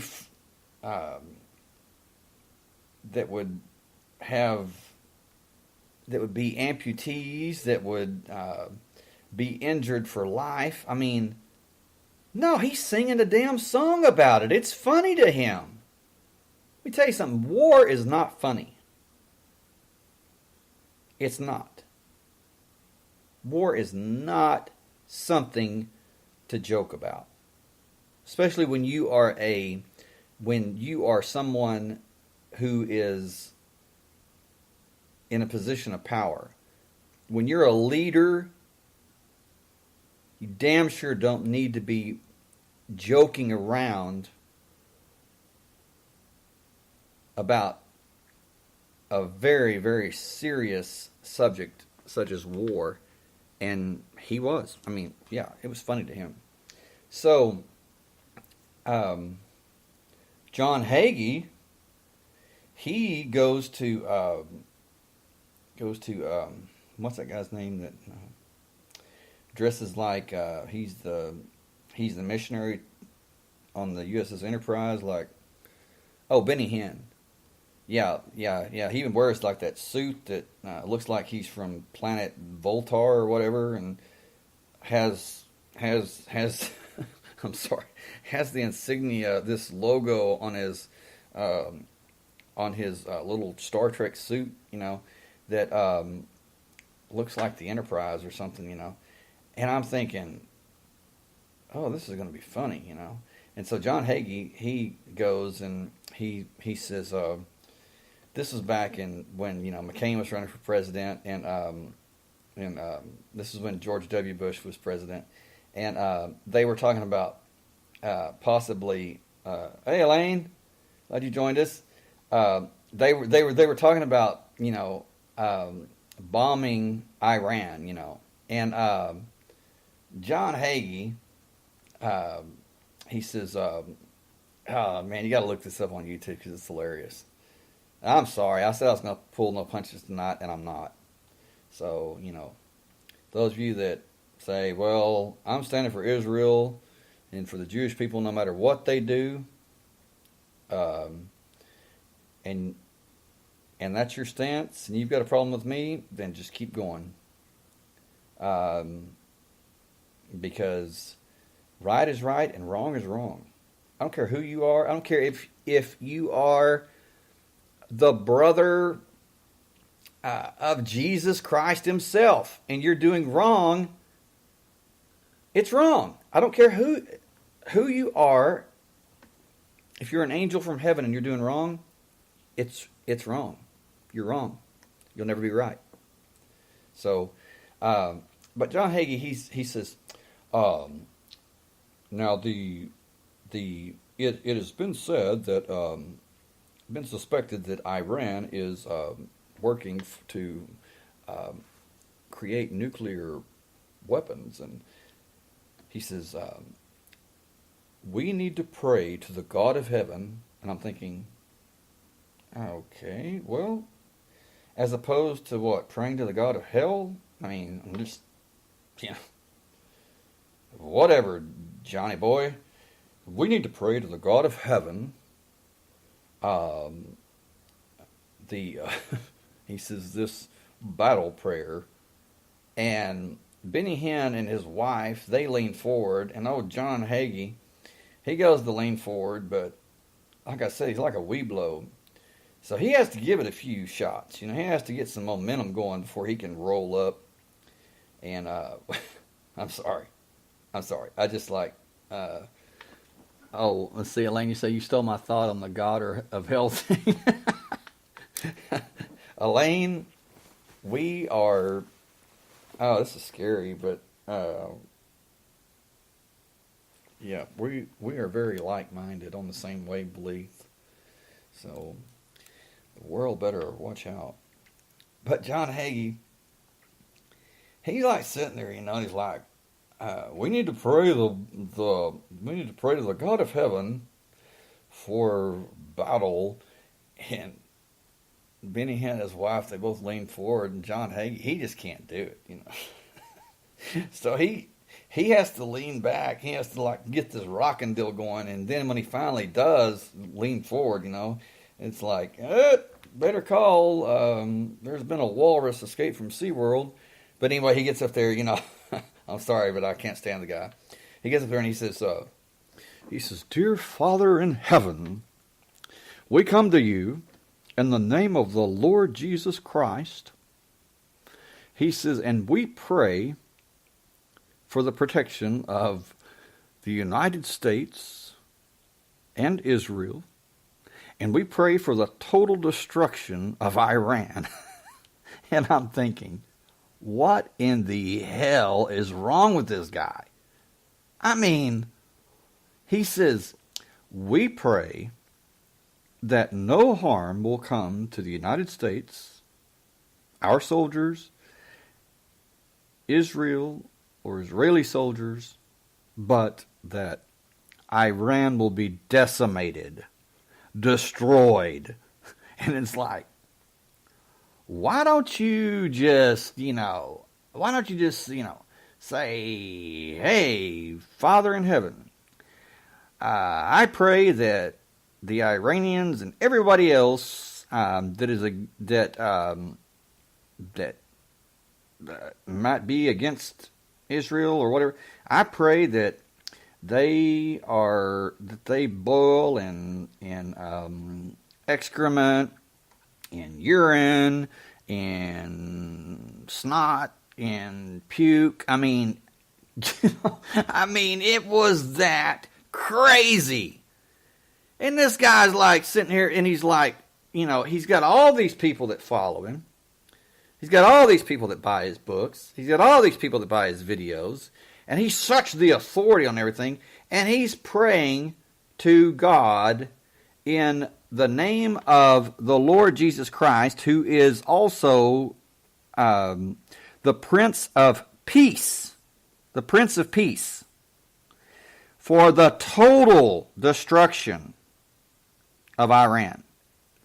Not just, okay, let's take care of let's neutralize any possible threat or any threat that may be. No. John Hagee, no. Can't have that. Can't just neutralize the threat, even if there was one. No, you have to decimate the entire frickin' country and everybody in it. And, he'd be like, anybody that lives, they have to be sterilized because we can't have these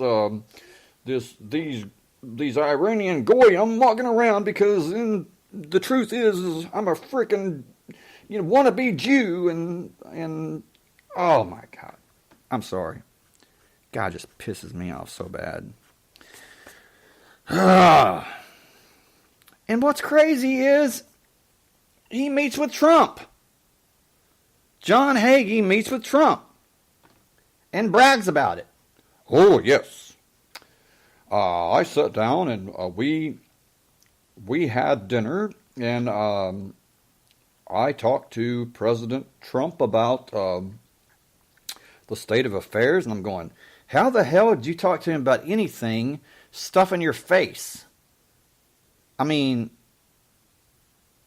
John Hagee has more chins than a Chinese dictionary. I mean, I swear, the guy is out of control. But he's their front man. He is their golden child because he raises the money. He deceives the masses. Yeah, everybody, they just like on YouTube or something, I saw these people and they were talking about John Hagee and about how John Hagee was God's man and God's representative, and so I was just I said, well, no, he's a Zionist puppet's what he is. And I said, he's their puppet. And I said, and they take care of him. I said, I said, look at his income. Look at what he owns. Look at the lodges, like these hunting lodges that he has in Texas. I mean, huge. All these all this land and everything that, by the way, he has appropriated, or he covers somehow covers paying taxes on those on that property or whatever I'm talking, it's like really nice. Got these hunting lodges fully furnished. I mean, very, very nice. He somehow avoided paying taxes on these things by naming them or proclaiming them to be religious for Jewish rabbis or something like that. Some kind of loophole that these hunting lodges that he enjoys and that he uses, and that they'll forever be tax exempt because they're actually religious centers. Yes, how sweet. But what I want to say in the next 40 minutes, and those of you that are, see Elaine, Nazreen, I'm not sure if Tina's still here, but and now those of you that are listening that aren't taking part in the chat, take a leap of faith and just come on, join the chat or give me a call and let's talk about this, because when I come back, I want to talk about how that these people are not what they claim. They're not who they claim to be. And they claim to be Jewish. They claim to be Israelites or Israelis. And they're not. They're Khazarians. They're Khazarians 100%. And Jesus said, you will know a tree by its fruits. And when I come back, we'll talk about the fruit that they produced. And yeah, thorns and thistles. Absolutely. So stick around. Be right back.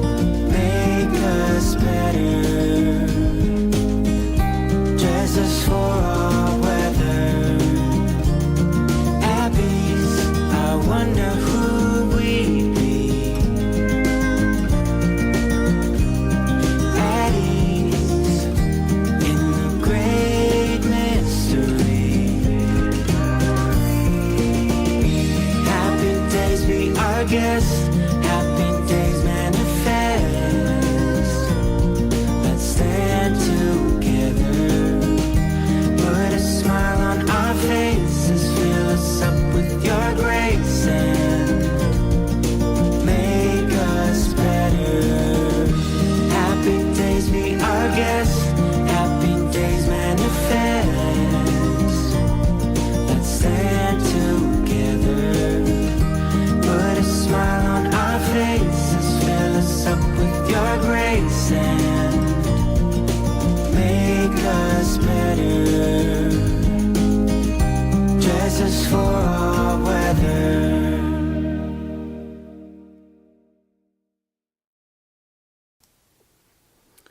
And I'm back.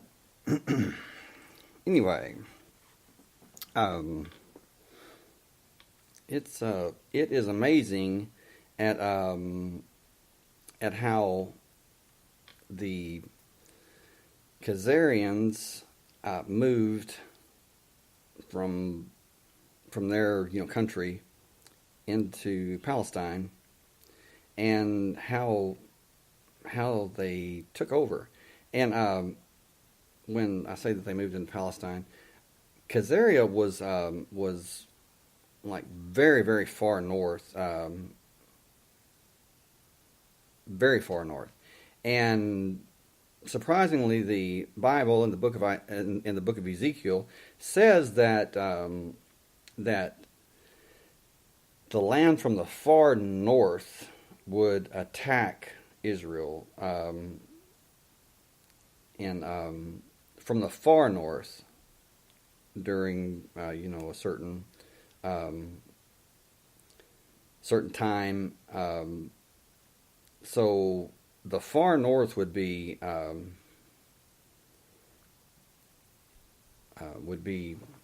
Khazaria, which is, I find that very strange. I mean, well, not strange, but it's like, wow, that's pretty it's pretty amazing. But this has been a concentrated, yes, well, it is what is now modern day Russia. Actually, it's well, I can look it up. It's like Bosnia, Croatia, all the Georgia, all the different Russian, Russia and the surrounding countries. But yes, and Russia, or what was what's now Russia, kicked them out of Russia. I guess it was Russia back then. I'm sorry, I'm kind of losing my train of thought here.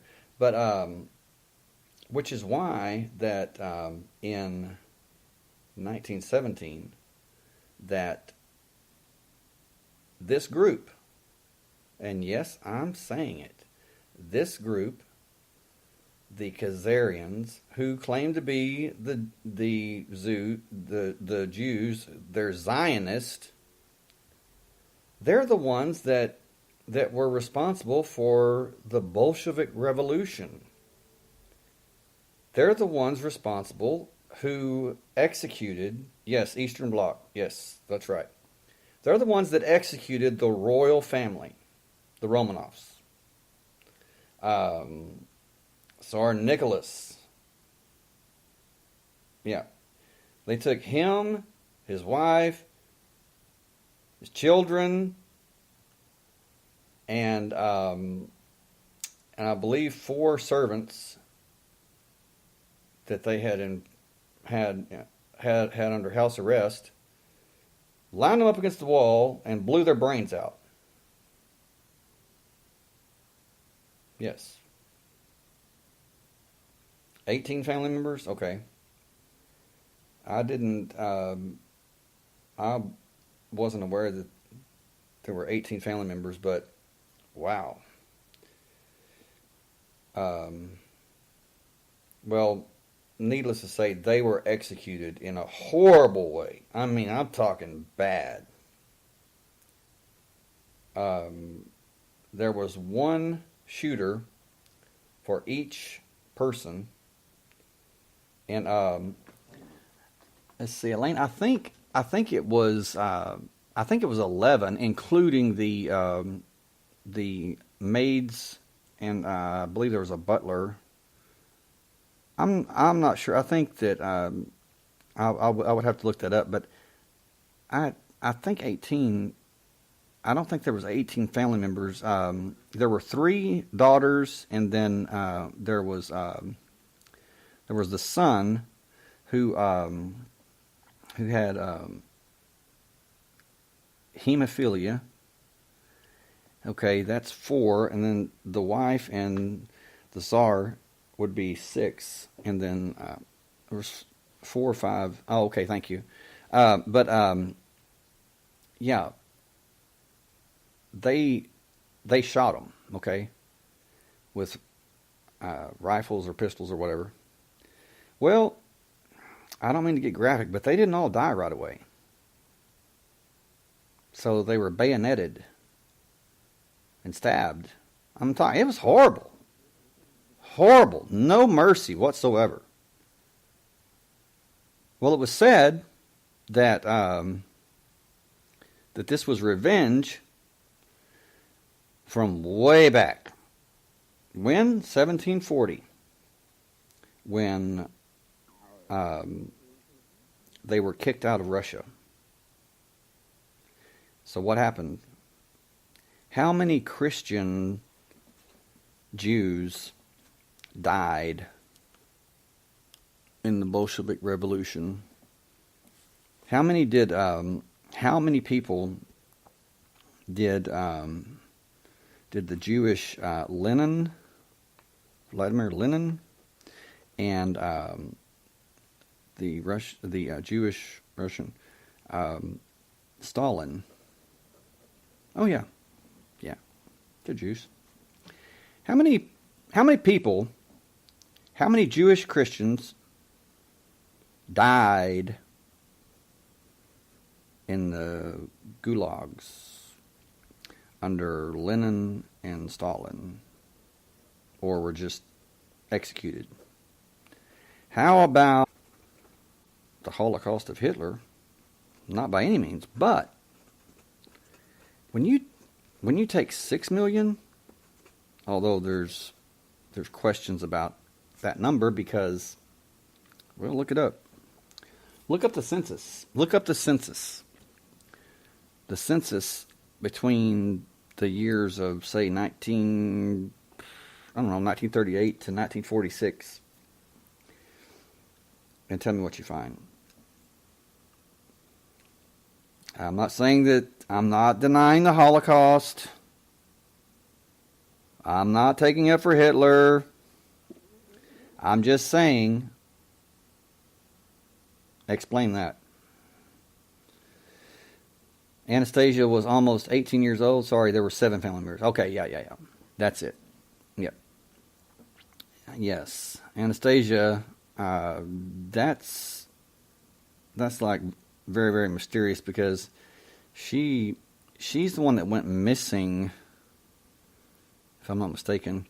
But what was weird, what was very, very strange about this is when it's said by the killers that reported back to Trotsky and Lenin what they did and how they did it and everything. They were asked what was the Tsar's last words, and they were kind of freaked them out what his last words were. They put a gun to his head, put a rifle to his head, and before they shot him,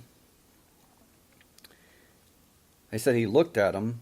Looked at the shooter, looked at them, and he says, "You know not what you do." And they blew his brains out. Did he say, "I hate you"? Did he say, go to hell and burn in hell? And no. He looked them right in the eye, almost like he pitied them. And he says, "You know not what you do." And they blew his head off. So, which one sounds like God's chosen person, chosen people? Proof's in the pudding. See, you say 2 family members were missing and Anastasia was found in 1979? Okay, I know that their bodies were found, their skeletons were found. There were they found their skeletons. I know that there were some that were missing, and they found them, I believe, in 2005, if I'm not mistaken. I saw it about a week ago. There was pictures and everything where the entire family, their bodies were burned and or dumped into a well or something like that, and then they were burned and then burned again, and they used acid or something on them. It was horrible. I mean, it was just really horrible. But yeah, that's what the deal was, and they made sure that Russia was their communist cash cow. And yes, that's just it. Is Karl Marx, real surname Karl Mordecai.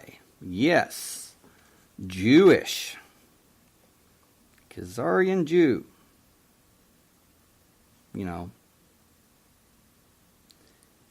Along with the Italian Mazzini, the powerful Masonic revolutionary, Karl Mordecai, a.k.a. Karl Marx, along with Giuseppe Mazzini, the Italian powerful Masonic revolutionary, founded the Communist International. Mazzini also belonged to the Carbonari, another secret society. Mazzini and Albert Pike united Freemasonry internationally to destroy the belief systems of the church.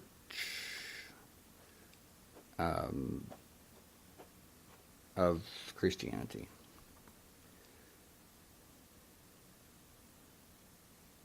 The book Occult Theocracy by Edith Starr Miller. Jewish Brotherhood in Poland. She talks about the Communist International, which was... she talks about communism being fomented and started by Mazzini, who was belonged to the Carbonari. Armand Levi, the Jew who belonged to Freemasonry, and Adriano Lemmi, Lemmi, who was Judaism's representative. You've got Judaism, you've got Freemasonry, you've got the Carbonari, secret societies, and they founded communism. And that's not a new thing either. I mean, it's certainly not. They change tactics often, but they never change their mission. Okay, people are like, well, what about what about the Christians? What about the Christian church? What about the Catholic Church? What about this? What about that? Okay, the Vatican is owned by the Rothschilds. The Vatican is owned by Jews. I mean, and when I say Jews, again, I'm talking about the Khazarians. I'm not talking about those true Jews, those genuine Jews who are against the Zionism. I'm talking about these murderous, these racist, these those who are hell bent on global rule. I mean, new world order. I mean, this is like for real. I mean, this is no joke. In my opinion, the new world order will be it will not be what I thought that it was going to be. You know, I thought it was going to be like, this satanic, panic and by these. At one time, I thought it was going to be by these devil worshiping Satanists and all that nonsense. Well, I believe now that the New World Order will be controlled and watched and by the state of Israel, who say that they're Jews, God's chosen people, and therefore that gives them the right to rule everyone else. Well, I say objection. I don't believe it. I never will believe it. And I'm damn sure not going to follow it. So, just, save you a lot of time, New World Order, and a lot of time, a lot of problems. When this comes about, you might want to take me out first, because, yeah, I'm not gonna follow this bullshit. And that's what it is. It's bullshit. It's not the Word of God. You're not God's chosen people. You just think you are. You think that you're better than everyone else, and that gives you the right to bully and pick on and cause pain to everyone else. No, it doesn't. And in my view, you suck. In my view, you're bullies. That's what you are. So you talk about, people are going to serve you and you're going to rule. Yeah. Also, this is something very revealing, is that it seems that when the Khazarians were looking for their land to take as the promised land, for them to make their state with that they looked in different places. They looked in Mexico. They looked in Palestine. They even looked in Texas, believe it or not. Well, Elaine can tell you that the reason that they didn't make Texas their promised land is because they probably found out pretty quick that would not work in Texas. That Texas just would not be a good place to try to set up any kind of control or intimidation or whatever. So they, after several places were looked at, they chose Palestine. Okay, well, wait. That's weird, because that's the land that's the Holy Land, right? I mean, God gave that to them, so why would they waste their time looking for land in Texas or land in Mexico or land anywhere else besides the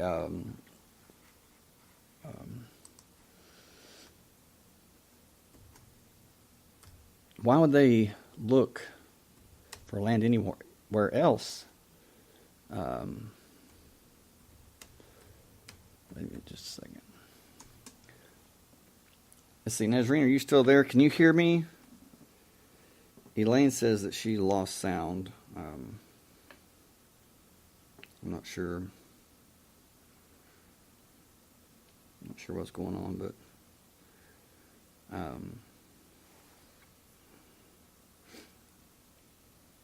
might have, I don't know. Testing 1, 2, 3. If you can hear me, let me know. They might have turned me off.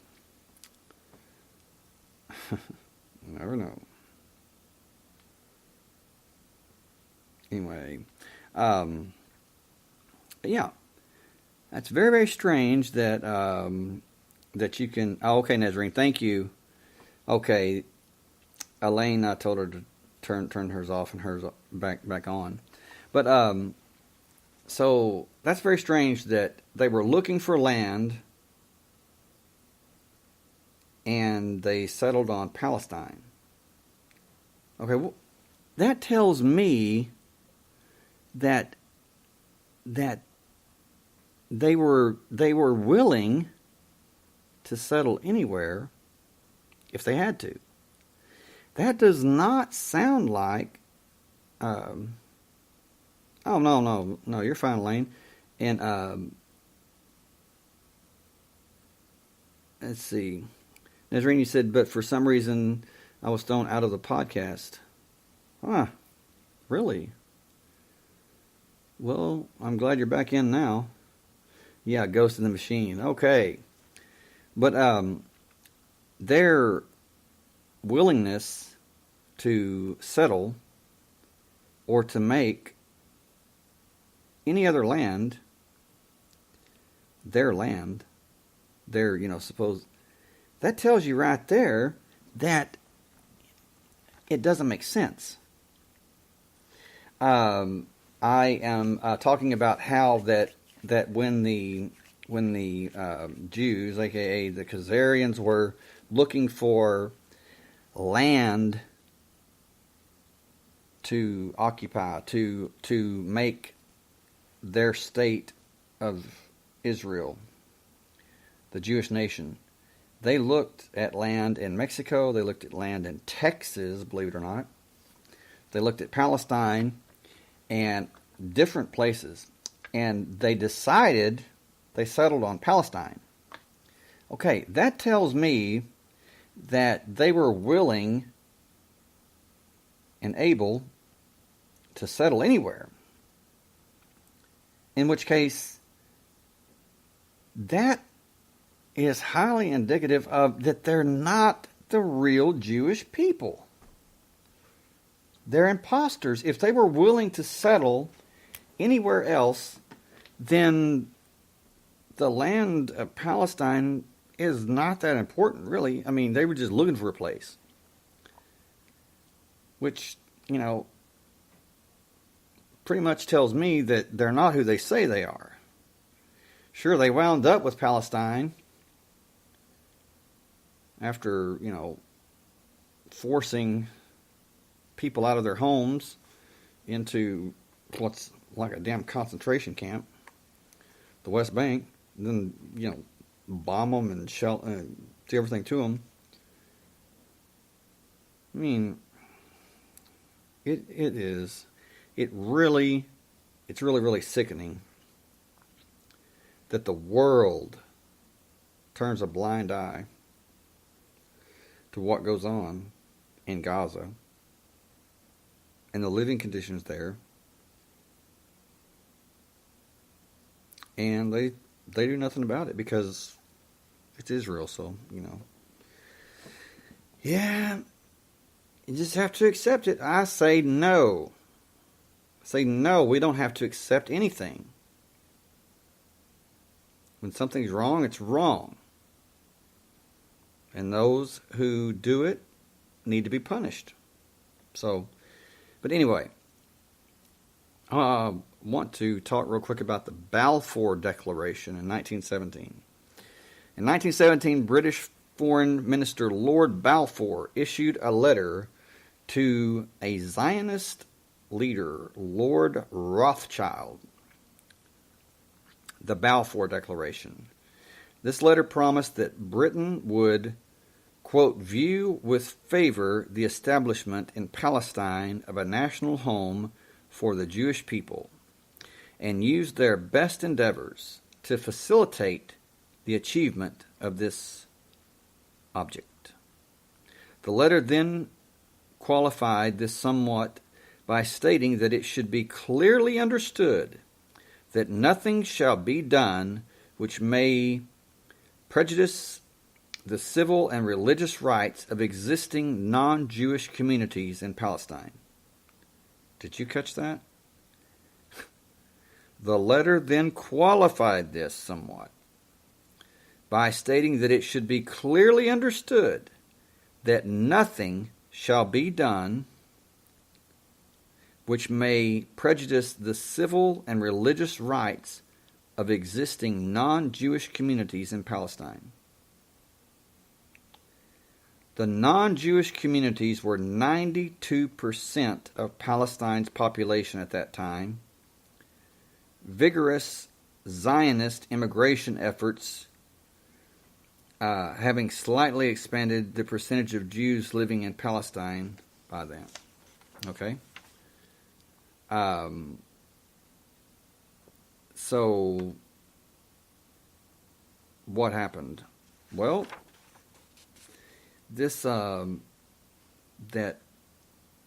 the letter, that said that it should be clearly understood that nothing shall be done which may prejudice the civil and religious rights of existing non-Jewish communities in Palestine was 1947, was completely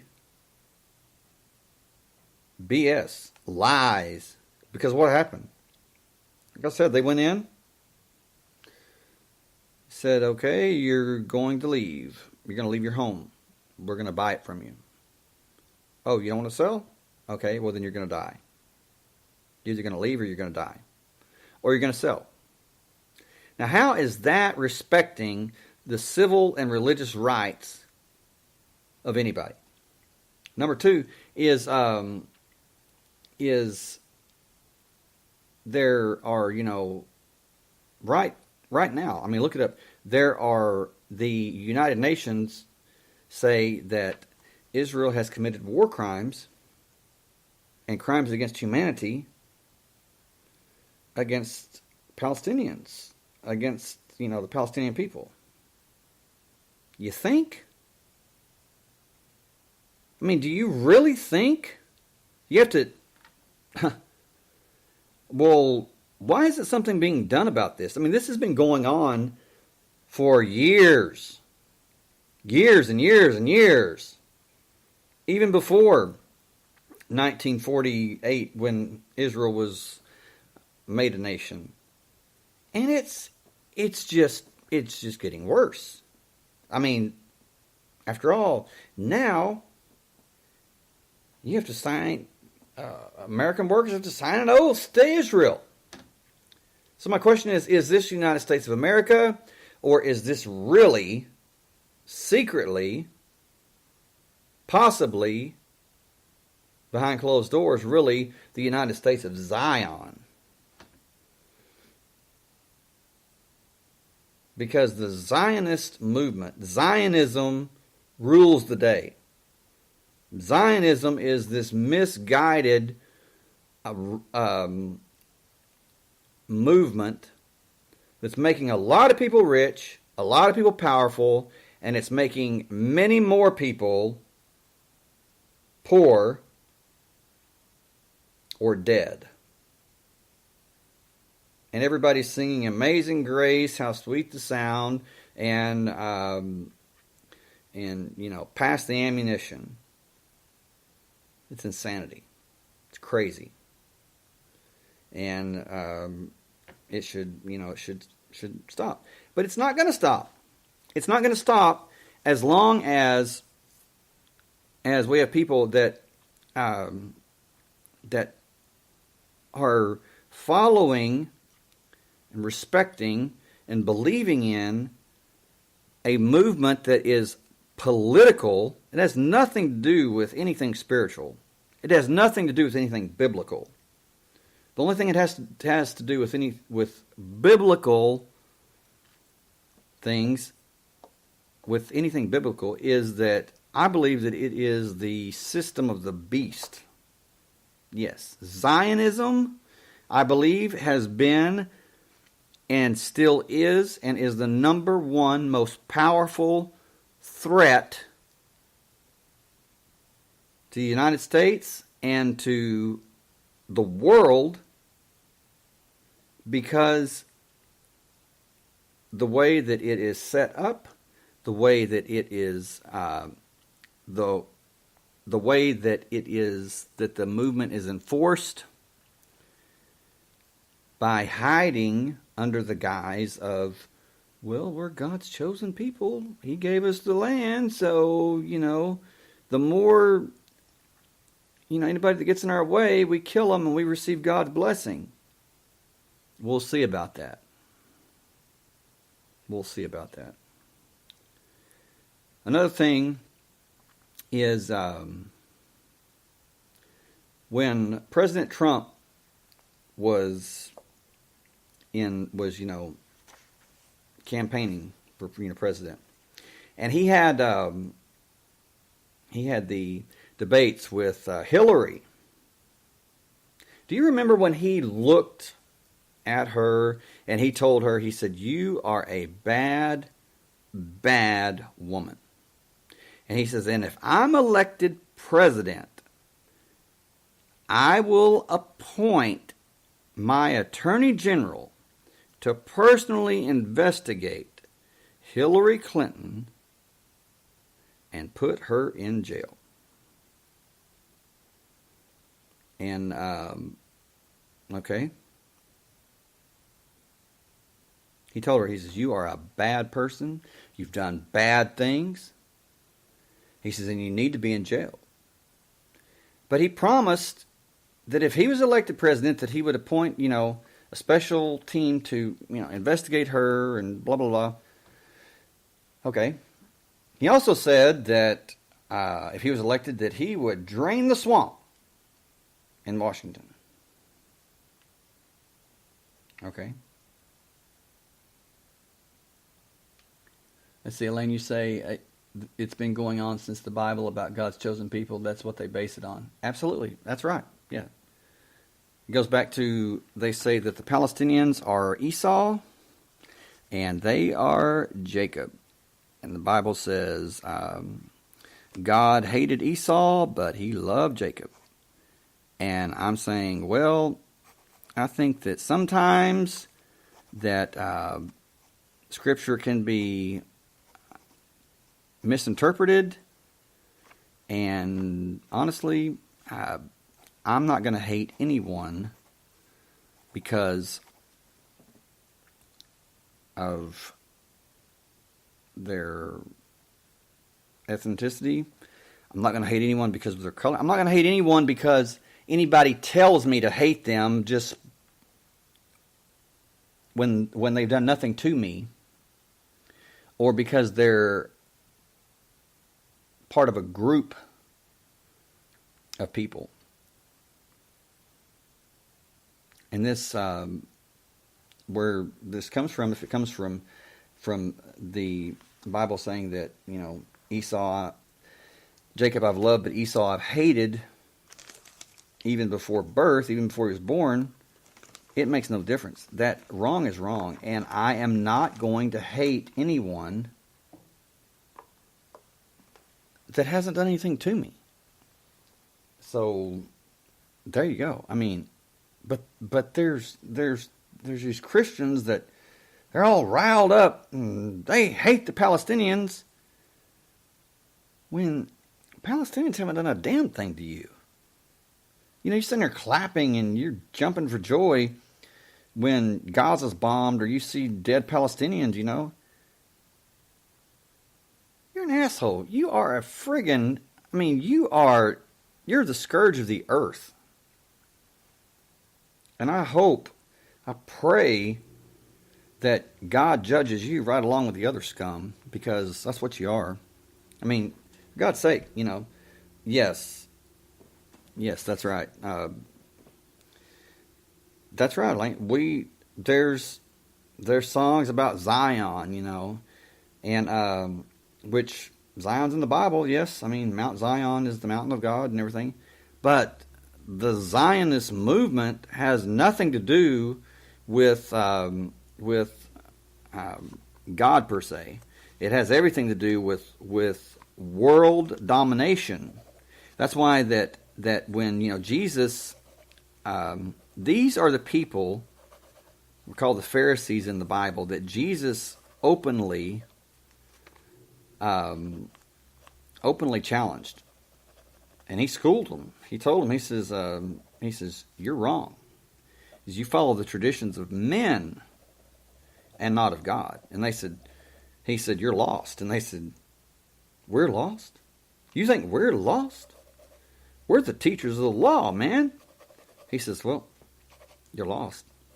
He says, teacher or not, you're lost. And he says, they said, we're children of Abraham. He says, nope. You're children of, he says, your father's the devil. He was a murderer from the beginning. And when he speaks his native language, which is lies. He says, because he is a liar and the father of it. And you're just like your father. And they, well, why is that? He says, because you follow the traditions of men. And by doing so, you nullify the word of God. You nullify the power of God. And they said, well, you're not even 50 years old, and you think you're greater than Abraham? And he says, before Abraham was, I am. What was he saying? He's saying, you know who I am. You know that I am the Messiah. You know I'm the Son of God. You know I'm God in the flesh. But you are so stuck in your ways. You're so prideful. You're so evil that you hate me, and you're going to reject me. You're going to execute me rather than change your ways. And because of that, he says, you will perish. You're lost forever. And after that, after he publicly called him out, that's when the Bible says that they plotted then how they would put him to death. Yes. So, they're like, we are very powerful, and we're in control. And when he said, no, you're of your father the devil. You have nothing to do with Abraham. You have nothing to do with the true God. The only God you have to do with is the devil. And you do his works. They're like, okay, who is this? Who's this guy? Because, man, he has really, really got some nerve that kind of unsettles us, because no one has ever called us out and spoke truth like this guy is. You know why? Because he is truth. And when you stand in truth, I don't care if all 7 billion people in the world are against you, and they're deceived, or they're standing on lies. When you stand in truth, when it's all said and done, you're going to be the one standing. Because truth need not scream, it need not fight. It stands on its own. And it always will. Every time.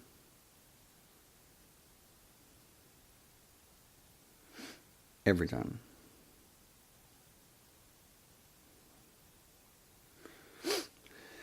But anyway, I'm going to call it a night. It has this has been very in-depth. And I just want to say now that that I don't hate anyone. I don't I don't hate any group, any race, creed, whatever. I don't. And anybody that knows me knows that I don't. But I hate those who hate others, who abuse others, who take advantage of others, who stomp and step on those that are downtrodden, who take from those who are already poor, who further inflict pain on those who are already broken. Those are the ones I hate. And as Selene say, it is the confusion of the conflict of church and state. That's just it. This is a political movement. It has nothing to do with spirituality. But they're making it.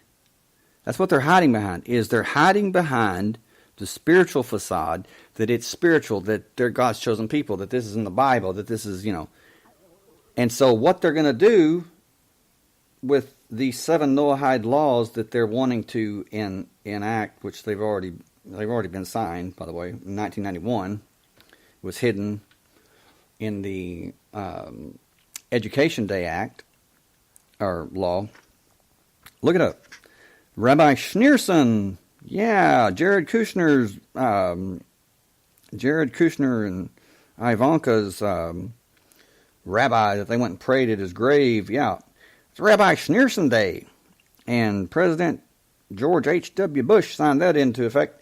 But it hasn't been enforced. It's not being enforced. But the 71-member Sanhedrin in Israel, you can look that up too, has recently, the Sanhedrin, the one that condemned Jesus in 2 trials, and sentenced, said send him to Rome, send him to Pilate. The Sanhedrin, they're back. Believe it or not, they're back and they're set up. 71-member Sanhedrin, and the Sanhedrin is going to be in charge of the judicial system. They're going to be the enforcers of what's been of crimes, religious crimes. Yes, because that's what it's going to be. It's going to be political, the political religious system, and it's going to be based on the Talmud. The Talmud. It's going to be the Judaism based on the Talmud, which is nothing more than Satanism, or whatever you want to call it. It's evil. So, anyway, that's their goal, and they have methodically worked towards it. They have been persistent. They have been focused, and you got to give it to them. Certainly, they have certainly worked for it. Now, between now and the elections in April, on April 9th, watch the news, not the mainstream news, not all that. Watch these independent, watch the small-time news. Watch these YouTube videos before they're taken down of camera phones or cell phone videos. Like in Gaza and Israel and things. And reports that from, again, small time, of what Netanyahu's saying, what Israel's saying, and you'll be amazed. You'll be shocked. Netanyahu says, they asked him, they said, why is it that there are Palestinians that are being shot in the chest or the head with live ammunition when they are climbing the fence, and some of them are children. Why can't you shoot them with rubber bullets, like in the leg, just to keep them from, why do you have to kill them? And he says, well, we've tried the rubber bullets. And he says it didn't work. And he says, now he said, what works is shooting in the chest or the head. And he's like, and I'm like, what the hell? I mean, really? What? Are you serious? I mean, you have a 12-year-old kid climbing the fence and you shoot him in the chest or the head, you blow his brains out? What? I mean, there's no place on God's green earth that makes sense. I mean, and then he says, he smiles, and he says, matter of fact, he says, it's not enough. We need to kill more. I kid you not. I mean, that's the most arrogant, psychotic, total psychopath. And if you see the YouTube video, if you see his face, if you see how he grins, he knows damn well that he's not going to be touched. He knows damn well that nobody's going to say anything against him. I mean, come on. Enough is enough. I swear, talk about sick. And he said it. He said it just as plain as day and grinned, smiled about it. Actually, it's not enough. We need to kill more. Kill more what? Well, you can't say that, because, that's just like, well, we need to kill more Palestinians, what we need to do. Yeah. We need to take out the garbage. That's how he looked at it. That was his attitude. I just want to say that, again, I don't have anything against anyone. If you are a Zionist and you've been following the Zionist movement, unknowingly unaware of what it is and what it promotes, and how arrogant, how violent, how psychotic it is, and it's all about money, it's all about power, and it's all about ruling over you.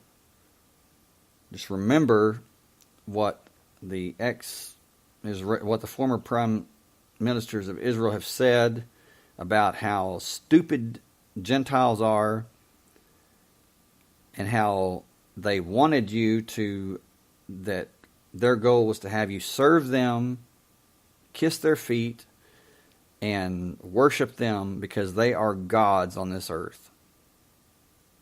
I don't think so. Not going to happen. Anyway, be sure and send me an email at thetexorcistpodcast@gmail.com, or those of you listening on YouTube, leave me your messages. Yeah, because we all have to come together. We all have to come together, just like they've come together. And the only thing is let us come together in love, and let us come together seeking peace, a solution for this. Because love is the only way. This violent, psychotic ideology is going to get nowhere. Sure it is now, but it's evil. And the only thing that people have to do for evil to flourish is to ignore it, to sit by and say nothing, to never speak out, to never stand up, and never take a stand.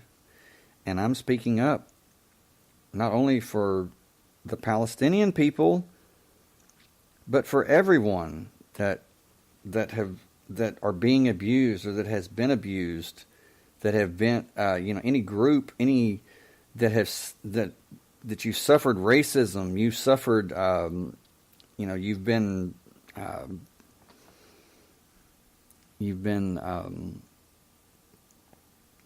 taken advantage of just because of racism, because of hate. Hey, I'm all for those who have been downtrodden. You're the people I want to hang out with. You're the people I want to lift up. And by God's grace, God's power, which is love, we can accomplish that. And I really believe that. Anyway, love and light to you all. Love you all. Good night from Texas. See you next time.